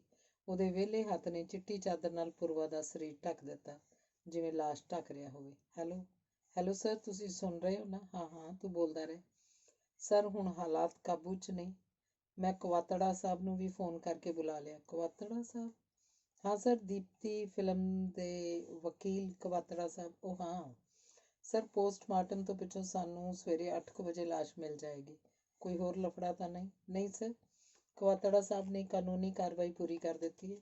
ਉਹ ਦਿਨ ਵੇਲੇ ਤੁਹਾਡੇ ਨਾਲ ਗੱਲ ਕਰਨਗੇ। ਸਰ, ਸਭ ਕੁਝ ਠੀਕ ਹੋ ਗਿਆ। ਤੁਹਾਡੇ ਨਾਂ ਨੇ ਤਾਂ ਜਾਦੂ ਦਾ ਕੰਮ ਕੀਤਾ। ਹੁਣ ਜੇ ਭੱਜ ਨੱਸ ਦਾ ਕੋਈ ਕੰਮ ਹੋਇਆ ਵੀ ਤਾਂ ਉਹਦੇ ਲਈ ਮੈਂ ਜੋ ਸਭ ਸੰਭਾਲ ਲਵਾਂਗਾ। ਫੋਨ ਰੱਖ ਕੇ ਦੀਪਕ ਸੇਨ ਨੇ ਸਿਗਰਟ ਸੁਲਗਾ ਲਈ ਤੇ ਕਮਰੇ 'ਚ ਚਹਿਲ ਕਦਮੀ ਕਰਨ ਲੱਗ ਪਿਆ। ਦੂਰ ਮੁੰਬਈ ਦੇ ਕਿਸੇ ਹਸਪਤਾਲ 'ਚ ਸੁਹੇਲ ਦੀ ਲਾਸ਼ ਦਾ ਪੋਸਟਮਾਰਟਮ ਹੋ ਰਿਹਾ ਸੀ। ਹੁਣ ਸੁਹੇਲ ਨਹੀਂ ਸੀ, ਪਰ ਕੋਈ ਨਾ ਕੋਈ ਹੋਰ ਉਹਦੀ ਥਾਂ ਲੈ ਲਏਗਾ।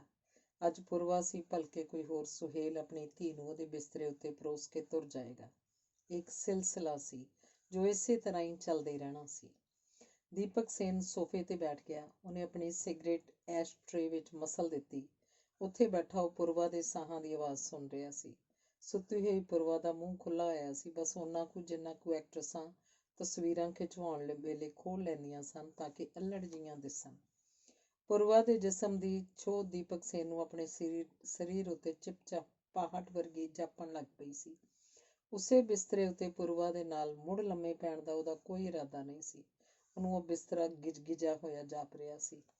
ਅੱਜ ਦੀਪਕ ਸੇਨ ਦੇ ਅਸਿਸਟੈਂਟ ਨੇ ਵਕੀਲ ਕਵਾਤੜਾ ਨਾਲ ਮਿਲ ਕੇ ਉਹਨੂੰ ਮੁਸੀਬਤ 'ਚੋਂ ਕੱਢ ਲਿਆ ਸੀ। ਫਿਲਮ ਨਿਰਮਾਣ ਤੋਂ ਬਾਹਰ ਦੇ ਖਲਜਗਨ ਉਹਨੂੰ ਪਰੇਸ਼ਾਨ ਕਰਦੇ ਸਨ। ਉਹਨੂੰ ਕਾਰ ਵਾਪਸ ਲੈਣ ਲਈ ਵੀ ਥਾਣੇ ਜਾਣ ਦੀ ਲੋੜ ਨਹੀਂ ਸੀ। ਕਾਰ ਦੀ ਮੁਰੰਮਤ ਤੇ ਬੀਮਾ ਕਲੇਮ ਲਈ ਵੀ ਵਕਤ ਬਰਬਾਦ ਕਰਨ ਦੀ ਲੋੜ ਨਹੀਂ ਸੀ। ਇਹੋ ਜਿਹੇ ਕੰਮਾਂ ਲਈ ਉਹਦੇ ਕੋਲ ਬਹੁਤ ਸਾਰੇ ਜੀ ਹਜ਼ੂਰੀਏ ਸਨ। ਉਹਨਾਂ ਵਿੱਚੋਂ ਹੀ ਸੁਹੇਲ ਸੀ, ਜਿਹੜਾ ਧੀ ਦਾ ਵੀ ਦਲਾਲ ਬਣਿਆ ਸੀ, ਤੇ ਉਹਦੇ ਵਰਗੀ ਹੀ ਉਹ ਧੀ ਸੀ ਜਿਹੜੀ ਪਹਿਲੋਂ ਹੀ ਵਿਛੜਨ ਲਈ ਤਿਆਰ ਸੀ। ਸਟੂਡੀਓ ਦੀਆਂ ਰੌਸ਼ਨੀਆਂ ਲਈ ਬੇਤਾਬੀ ਕਈ ਜਿਉਂਦੀਆਂ ਜਾਗਦੀਆਂ ਔਰਤਾਂ ਨੂੰ ਮੋਹਿਆਂ 'ਚ ਕਿਉਂ ਕਰ ਦਿੰਦੀ ਸੀ। ਚਿੱਟੀ ਚਾਦਰ ਵਿੱਚ ਢਕੀ ਹੋਈ ਪੂਰਵਾ ਨੂੰ ਵੇਖ ਕੇ ਉਸ ਸੋਚਿਆ। ਮਨ ਦੀ ਇਸ ਹਾਲਤ ਵੇਲੇ ਵੀ ਨਿਰਮਾਤਾ ਨਿਰਦੇਸ਼ਕ ਦੀਪਕ ਸੇਨ ਦੇ ਅੰਦਰਲਾ ਵਪਾਰੀ ਉੱਥੋਂ ਗੈਰ ਹਾਜ਼ਰ ਨਹੀਂ ਸੀ। ਅਚਾਨਕ ਉਹਨੂੰ ਇੱਕ ਖਿਆਲ ਔੜਿਆ। ਉਹ ਉਹਨਾਂ ਲਾਸ਼ਾਂ ਦਾ ਵਪਾਰ ਕਰ ਸਕਦਾ ਸੀ। ਉਹ ਇਹਨਾਂ ਲਾਸ਼ਾਂ ਤੋਂ ਲੱਖਾਂ ਕਰੋੜਾਂ ਰੁਪਏ ਕਮਾ ਸਕਦਾ ਸੀ। ਇਹ ਲਾਸ਼ਾਂ ਉਹਦੀ ਅਗਲੀ ਫਿਲਮ ਲਈ ਕੱਚੀ ਮਿੱਟੀ ਹੋਣਗੀਆਂ ਤੇ ਉਹਦੀ ਅਗਲੀ ਫਿਲਮ ਦਾ ਨਾਂ ਹੋਏਗਾ ਲਾਸ਼ਾਂ ਦੇ ਵਪਾਰੀ। ਉਹਨੇ ਇਹ ਨਾਂ ਮਨ ਹੀ ਮਨ ਕਈ ਵਾਰ ਦੁਹਰਾਇਆ ਤੇ ਫਿਰ ਰੱਦ ਕਰ ਦਿੱਤਾ। ਫਿਲਮ ਦਾ ਇਹ ਨਾਂ ਤਾਂ ਉਹਨੂੰ ਸਿੱਧੀ ਗਾਲ ਸੀ। ਉਹਨੂੰ ਕੋਈ ਹੋਰ ਨਾਂ ਸੋਚਣਾ ਚਾਹੀਦਾ ਸੀ। ਉਹਦੀ ਨਵੀਂ ਫਿਲਮ ਦਾ ਨਾਂ ਮੁਹੂਰਤ ਹੋ ਸਕਦਾ ਸੀ। ਦੀਪਕ ਸੇਨ ਨੇ ਫਿਲਮ ਦੀ ਪੂਰੀ ਕਹਾਣੀ ਵੀ ਕਿਆਸ ਲਈ। ਇਹ ਕਹਾਣੀ ਮਹੂਰਤ ਸ਼ਾਟ ਤੋਂ ਬਾਅਦ ਪਿਛਾਂ ਵੱਲ ਤੁਰਨੀ ਸੀ। ਪਿੱਛਲ ਝਾਤ ਵੇਲੇ ਉਹਨੂੰ ਮੁੰਬਈ ਦੀਆਂ ਸੜਕਾਂ ਉੱਤੇ ਜ਼ਲੀਲ ਹੋ ਰਹੇ ਅਣਗਿਣਤ ਸੁਹੇਲ ਤੁਰੇ ਫਿਰਦੇ ਦਿਸੇ। ਉਹ ਸਾਰੇ ਦੀਪਕ ਸੇਨ ਦੀ ਕਹਾਣੀ ਦੇ ਪਾਤਰ ਸਨ। ਉਹਨੇ ਫੋਨ ਚੁੱਕਿਆ ਤੇ ਗੋਕਲ ਦਾ ਨੰਬਰ ਡਾਇਲ ਕਰ ਦਿੱਤਾ। ਹੈਲੋ, ਗੋਕਲ ਗੂੜੀ ਨੀਂਦ 'ਚੋਂ ਬੋਲਿਆ। ਹੈਲੋ ਗੋਕਲ, ਜ਼ਰਾ ਸੁਚੇਤ ਹੋ ਕੇ ਮੇਰੀ ਗੱਲ ਸੁਣ। ਗੋਕਲ ਨੇ ਦੀਪਕ ਸੇਨ ਦੀ ਆਵਾਜ਼ ਪਛਾਣੀ ਤੇ ਸੋਮਨ ਹੋ ਗਿਆ। Yes sir. ਗੋਕਲ, ਤੂੰ ਜਿਸ ਤਰ੍ਹਾਂ ਇਹ ਸਿਚੁਏਸ਼ਨ ਹੈਂਡਲ ਕੀਤੀ ਹੈ, ਮੈਂ ਬਹੁਤ ਖੁਸ਼ ਹਾਂ। ਤੂੰ ਹਮੇਸ਼ਾ ਸ਼ਿਕਾਇਤ ਕਰਦਾ ਸੀ ਨਾ ਕਿ ਤੈਨੂੰ ਫਿਲਮ ਡਾਇਰੈਕਟ ਕਰਨ ਦਾ ਮੌਕਾ ਨਹੀਂ ਮਿਲ ਰਿਹਾ। ਉਹ ਮੌਕਾ ਤੈਨੂੰ ਅੱਜ ਮਿਲਣ ਵਾਲਾ ਹੈ। ਮੈਨੂੰ? ਸਰ ਮੈਨੂੰ? ਅਸ਼ੋਕ ਕਾਲ ਦੇ ਹੁੰਦਿਆਂ ਮੈਂ ਫਿਲਮ ਡਾਇਰੈਕਟ ਕਰਾਂਗਾ? ਬੇਯਕੀਨੀ 'ਚ ਗੋਕੁਲ ਦੀ ਜ਼ਬਾਨ ਥਿੜਕ ਰਹੀ ਸੀ। ਹਾਂ, ਤੂੰ ਡਾਇਰੈਕਟ ਕਰੇਂਗਾ ਫਿਲਮ। ਅਸ਼ੋਕ ਦਾ ਬਾਅਦ 'ਚ ਸੋਚ ਲਾਂਗੇ। ਦੀਪਕ ਸੇਨ ਨੇ ਉਹਦੇ ਚਾਅ ਅੱਗੇ ਅੜਿੱਕਾ ਲਾਉਂਦਿਆਂ ਆਖਿਆ। ਗੋਕੁਲ, ਤੂੰ ਆਪਣੇ ਆਪ ਨੂੰ ਸੰਭਾਲ, ਹਾਲੇ ਜਸ਼ਨ ਦਾ ਵੇਲਾ ਨਹੀਂ। Yes sir. ਸੁਣ, ਆਪਣੀ ਇਸ ਫਿਲਮ ਦਾ ਮਹੂਰਤ ਸ਼ਾਟ ਅੱਜ ਹੀ ਹੋਏਗਾ। ਅੱਜ ਹੀ? ਹਾਂ, ਅੱਜ ਹੀ। ਹੁਣ ਕਾਗਜ਼ ਪੈਨ ਸੰਭਾਲ ਲੈ ਤੇ ਮੇਰੀਆਂ ਗੱਲਾਂ ਧਿਆਨ ਨਾਲ ਸੁਣ। ਮੇਰੀ ਇਸ ਨਵੀਂ ਫਿਲਮ ਦਾ ਨਾਂ ਹੈ ਮਹੂਰਤ। ਦੀਪਕ ਸੇਨ ਉਹਨੂੰ ਅੱਜ ਦੇ ਮਹੂਰਤ ਲਈ ਵੇਰਵੇ ਲਿਖਵਾਉਣ ਲੱਗ ਪਿਆ। ਅੰਗ 11।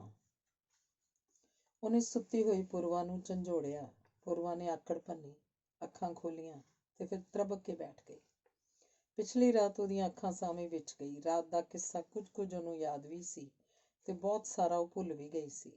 ਪਿਛਲੀ ਰਾਤ ਦੇ ਨਸ਼ੇ ਨੇ ਉਹਦੇ ਜ਼ਿਹਨ ਵਿੱਚ ਧੁੰਦ ਸਿਰਜ ਦਿੱਤੀ ਸੀ। ਉਹਦਾ ਸਿਰ ਭਾਰਾ ਭਾਰਾ ਸੀ। ਦੀਪਕ ਸੇਨ ਨੇ 2 ਗੋਲੀਆਂ ਤੇ ਪਾਣੀ ਦਾ ਗਲਾਸ ਉਹਦੇ ਵੱਲ ਕਰ ਦਿੱਤਾ। ਤੂੰ ਇਹ ਗੋਲੀਆਂ ਨਿਗਲ ਲੈ, ਹੈਂਗਓਵਰ ਠੀਕ ਹੋ ਜੂ। ਗੋਲੀਆਂ ਮੂੰਹ 'ਚ ਸੁੱਟ ਕੇ ਪਾਣੀ ਦੇ ਘੁੱਟ ਨਾਲ ਅੰਦਰ ਲੰਘਾਉਂਦਿਆਂ ਉਹਨੂੰ ਆਪਣੇ ਨੰਗੇ ਹੋਣ ਦਾ ਖਿਆਲ ਆਇਆ। ਉਹ ਚਾਦਰ ਉੱਤੇ ਲੈਣ ਲਈ ਔਲੀ। ਉਹਨੇ ਪੈਂਦ ਬੰਨੀ ਹੱਥ ਪਸਾਰਿਆ। ਚਾਦਰ ਭੁੰਜੇ ਡਿੱਗੀ ਹੋਈ ਸੀ। ਦੀਪਕ ਸੇਨ ਨੇ ਚਾਦਰ ਚੁੱਕ ਕੇ ਉਹਦੇ ਉੱਤੇ ਦੇ ਦਿੱਤੀ। ਪੂਰਵਾ ਨੇ ਪਿਛਲੀ ਰਾਤ ਦੇ ਹਾਸਲ ਬਾਰੇ ਸੋਚਿਆ ਤੇ ਡੱਡੂ ਲਿੱਕੀ ਹੋ ਗਈ। ਦੀਪਕ ਸੇਨ ਨੇ ਹੌਸਲਾ ਦਿੱਤਾ। ਪੂਰਵਾ, ਤੂੰ ਐਵੇਂ ਪਰੇਸ਼ਾਨ ਨਾ ਹੋ। ਤੇਰੇ ਲਈ ਇੱਕ ਚੰਗੀ ਖਬਰ ਹੈ। ਤੇਰੇ ਲਈ ਇੱਕ ਚੰਗੀ ਖਬਰ ਵੀ ਹੈ ਤੇ ਮਾੜੀ ਵੀ? ਉਸ ਪੁੱਛਿਆ। ਹਾਂ, ਪਰ ਤੂੰ ਚੰਗੀ ਖਬਰ ਹੀ ਸੁਣ। ਪੂਰਵਾ ਕੁਛ ਅਗਾਂਹ ਨੂੰ ਝੁਕ ਗਈ। ਹੁਣ ਤੂੰ ਆਪਣਾ ਦਿਲ ਜ਼ਰਾ ਸੰਭਾਲ ਲਵੀਂ। ਦੀਪਕ ਸੇਨ ਨੇ ਫਿਲਮੀ ਢੰਗ ਨਾਲ ਲਟਕਾਅ ਪੈਦਾ ਕੀਤਾ ਤੇ ਬੋਲਿਆ। ਮੇਰੀ ਨਵੀਂ ਫਿਲਮ ਦਾ ਮਹੂਰਤ ਅੱਜ ਹੀ ਹੋਣਾ ਹੈ ਤੇ ਉਸ ਫਿਲਮ ਦੀ ਹੀਰੋਇਨ ਹੋਵੇਗੀ। ਪੂਰਵਾ ਦਾ ਦਿਲ ਜ਼ੋਰ-ਜ਼ੋਰ ਦੀ ਧਕ-ਧਕ ਕਰਨ ਲੱਗ ਪਿਆ। ਅਚਨਚੇਤੀ ਚੱਲੀ ਫੁੱਲਝੜੀ ਵਾਂਗ ਦੀਪਕ ਸੇਨ ਨੇ ਖਬਰ ਦਾ ਤੋੜਾ ਝਾੜਿਆ। ਉਸ ਫਿਲਮ ਦੀ ਹੀਰੋਇਨ ਹੋਏਗੀ ਮਾਈ ਬਿਊਟੀ ਪੂਰਵਾ। ਪੂਰਵਾ ਇੱਕ ਛਿਣ ਲਈ ਭਮੱਤਰ ਗਈ ਤੇ ਫਿਰ ਖੁਸ਼ੀ ਦੀ ਇੰਤਹਾ ਵਿੱਚ ਚੀਕ ਪਈ। ਉਹ ਉਛਲ ਕੇ ਉੱਠ ਖੜੀ ਹੋਈ ਤੇ ਦੀਪਕ ਸੇਨ ਨਾਲ ਚੰਬੜ ਕੇ ਉਹਦਾ ਵਾਹੋਦਾਈ ਮੂੰਹ ਚੁੰਮਣ ਲੱਗ ਪਈ। Thank you sir, thank you. Purva ਦੇ ਉੱਤੇ ਲਈ ਹੋਈ ਚਾਦਰ ਮੁੜ ਹੇਠਾਂ ਡਿੱਗ ਪਈ ਸੀ। ਉਹ ਚਾਦਰ ਚੁੱਕਣ ਲਈ ਮੁੜੀ ਤਾਂ ਦੀਪਕ ਸੇਨ ਨੇ ਰੋਕ ਦਿੱਤਾ। ਹੁਣ ਇਸ ਚਾਦਰ ਦੀ ਕੀ ਲੋੜ ਹੈ? ਹੁਣ ਤਾਂ ਆਪਾਂ ਇਸੇ ਤਰ੍ਹਾਂ ਹੀ ਮਿਲਦੇ ਰਹਿਣਾ। ਤੂੰ ਹੁਣ ਪਤਾ ਨਹੀਂ ਮੇਰੀਆਂ ਕਿੰਨੀਆਂ ਕੁ ਫਿਲਮਾਂ 'ਚ ਹੀਰੋਇਨ ਬਣੇਗੀ। ਪੂਰਵਾ ਨੇ ਝੇਂਪ ਕੇ ਦੀਪਕ ਸੇਨ ਦੀ ਹਿੱਕ ਵਿੱਚ ਆਪਣਾ ਸਿਰ ਲੁਕਾ ਲਿਆ। ਕੁਝ ਮਿੰਟਾਂ ਦਾ ਸਮਾਂ ਯੁੱਗਾਂ ਵਾਂਗ ਲੰਘ ਗਿਆ। ਹੁਣ ਤੂੰ ਖੁਸ਼ ਹੈ ਨਾ? ਦੀਪਕ ਸੇਨ ਨੇ ਉਹਦੇ ਕੰਨ ਦੇ ਨੇੜੇ ਫੁਸਫੁਸਾਹਟ ਜਿਹੀ ਕੀਤੀ। ਉਹਨੇ ਹਾਂ 'ਚ ਸਿਰ ਹਿਲਾਇਆ। ਕੱਲ ਰਾਤ ਵਾਂਗੂ ਹੁਣ ਤਾਂ ਨਹੀਂ ਰੋਵੇਂਗੀ ਨਾ? ਨਹੀਂ। ਹੁਣ ਮੈਂ ਜਿੱਦਾਂ ਆਖਿਆ ਕਰੂੰ ਉਸੇ ਤਰ੍ਹਾਂ ਹੀ ਕਰਿਆ ਕਰੇਂਗੀ ਨਾ? ਹਾਂ। ਤਾਂ ਫਿਰ ਹੁਣ ਉੱਠ ਕੇ ਨਹਾ ਧੋ ਲੈ, ਤਿਆਰ ਹੋ ਜਾ। ਘੰਟੇ ਕੁ ਤਾਈਂ ਮੇਕਅਪ ਮੈਨ ਆ ਜਾਏਗਾ। ਮੇਕਅਪ ਮੈਨ? ਹਾਂ, ਅੱਜ ਤੂੰ ਇੱਥੋਂ ਹੀ ਤਿਆਰ ਹੋ ਕੇ ਸ਼ੂਟਿੰਗ ਲਈ ਜਾਏਂਗੀ। ਤੂੰ ਦੁਲਹਨ ਬਣੇਂਗੀ। ਤੈਨੂੰ ਦੁਲਹਨ ਬਣਾਉਣ ਲਈ ਮੇਕਅਪ ਮੈਨ ਕੁਝ ਵਧੇਰੇ ਵਕਤ ਲਏਗਾ। ਪਰ ਮੈਂ ਕਰਨਾ ਕੀ ਹੈ? ਮੈਨੂੰ ਤਾਂ ਕੁਝ ਪਤਾ ਵੀ ਨਹੀਂ। ਮੈਨੂੰ ਇੱਕਦਮ ਐਕਟਿੰਗ ਕਿਵੇਂ ਆਏਗੀ? ਉਹਦੀ ਖੁਸ਼ੀ ਨੂੰ ਘਬਰਾਹਟ ਹੌਲੀ-ਹੌਲੀ ਢਕ ਰਹੀ ਸੀ।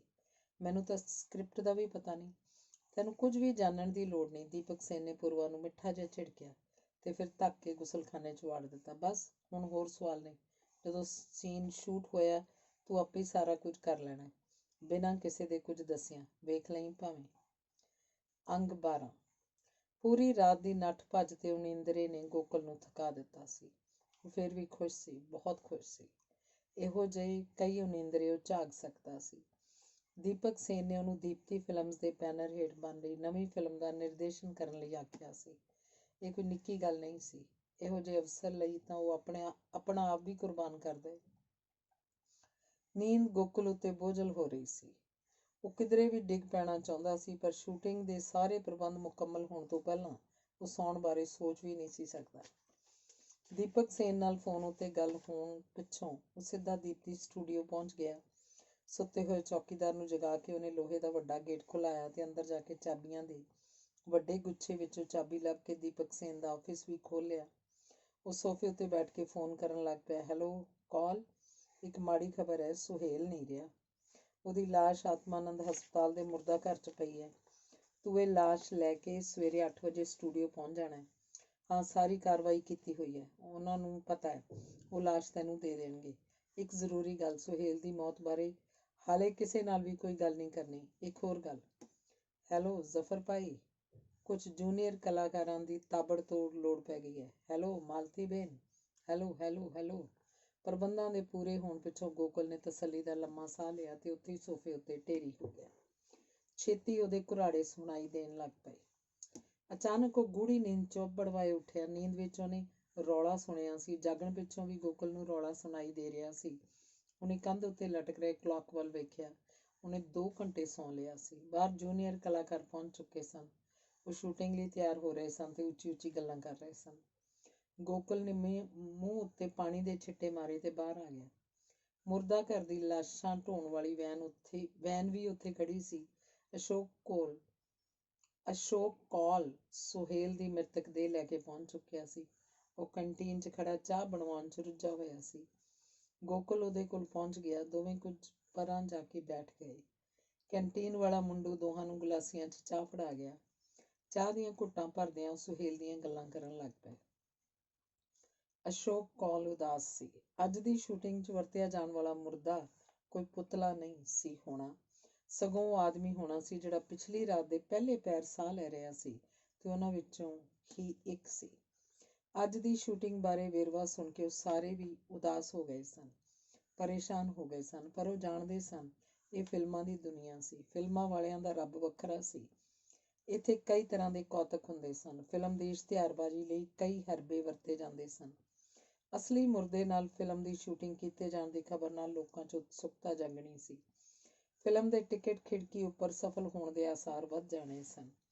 ਗੋਕਲ ਨੂੰ ਫਿਲਮ ਦੇ ਨਿਰਦੇਸ਼ਨ ਦੀ ਜ਼ਿੰਮੇਵਾਰੀ ਸੌਂਪਣ ਤੋਂ ਪਿੱਛੋਂ ਦੀਪਕ ਸੇਨ ਦੇ ਮਨ 'ਚ ਖਿਆਲ ਆਇਆ ਸੀ, ਕਿਧਰੇ ਉਹ ਅਸ਼ੋਕ ਕੌਲ ਨੂੰ ਨਾਰਾਜ਼ ਨਾ ਕਰ ਲਏ। ਉਹ ਅਸ਼ੋਕ ਕੌਲ ਨੂੰ ਪਸੰਦ ਨਹੀਂ ਸੀ ਕਰਦਾ, ਪਰ ਫਿਲਮ ਨਿਰਮਾਣ ਦੇ ਕੰਮਾਂ 'ਚ ਅਸ਼ੋਕ ਕੌਲ ਉੱਤੇ ਉਹਦੀ ਨਿਰਭਰਤਾ ਸੀ। ਦੀਪਤੀ ਫਿਲਮਜ਼ ਕੋਲ ਅਸ਼ੋਕ ਕੌਲ ਦੀ ਕਾਬਲੀਅਤ ਦੇ ਹਾਣ ਦਾ ਕੋਈ ਵੀ ਹੋਰ ਨਹੀਂ ਸੀ। ਉਹਨੇ ਤਾਬੜਤੋੜ ਫੋਨ ਕੀਤਾ ਸੀ। ਅਸ਼ੋਕ, ਮੈਂ ਤੇਰੇ ਲਈ ਕੁਝ ਵੱਡਾ ਸੋਚ ਰਿਹਾ ਵਾਂ।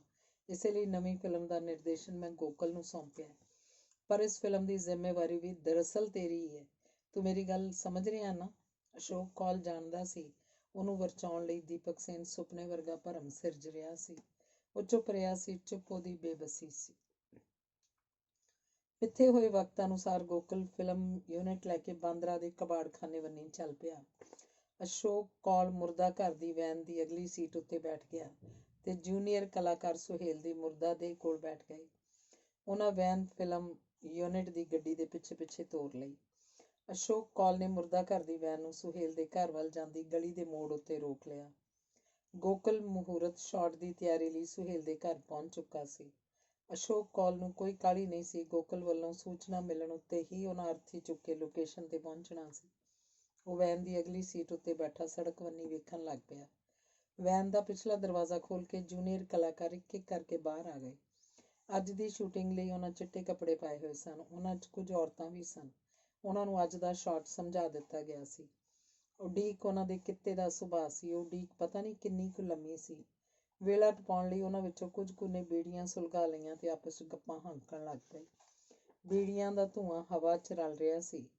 ਅਸ਼ੋਕ ਕੌਲ ਨੇ ਕਬਾੜਖਾਨੇ ਵੱਲ ਜਾਂਦੀ ਗਲੀ ਵੱਲ ਵੇਖਿਆ ਤੇ ਪਰਾਂ ਮੂੰਹ ਖੋਲ੍ਹ ਕੇ ਉਬਾਸੀ ਲਈ। ਲਾਸਟ ਅੰਗ 13।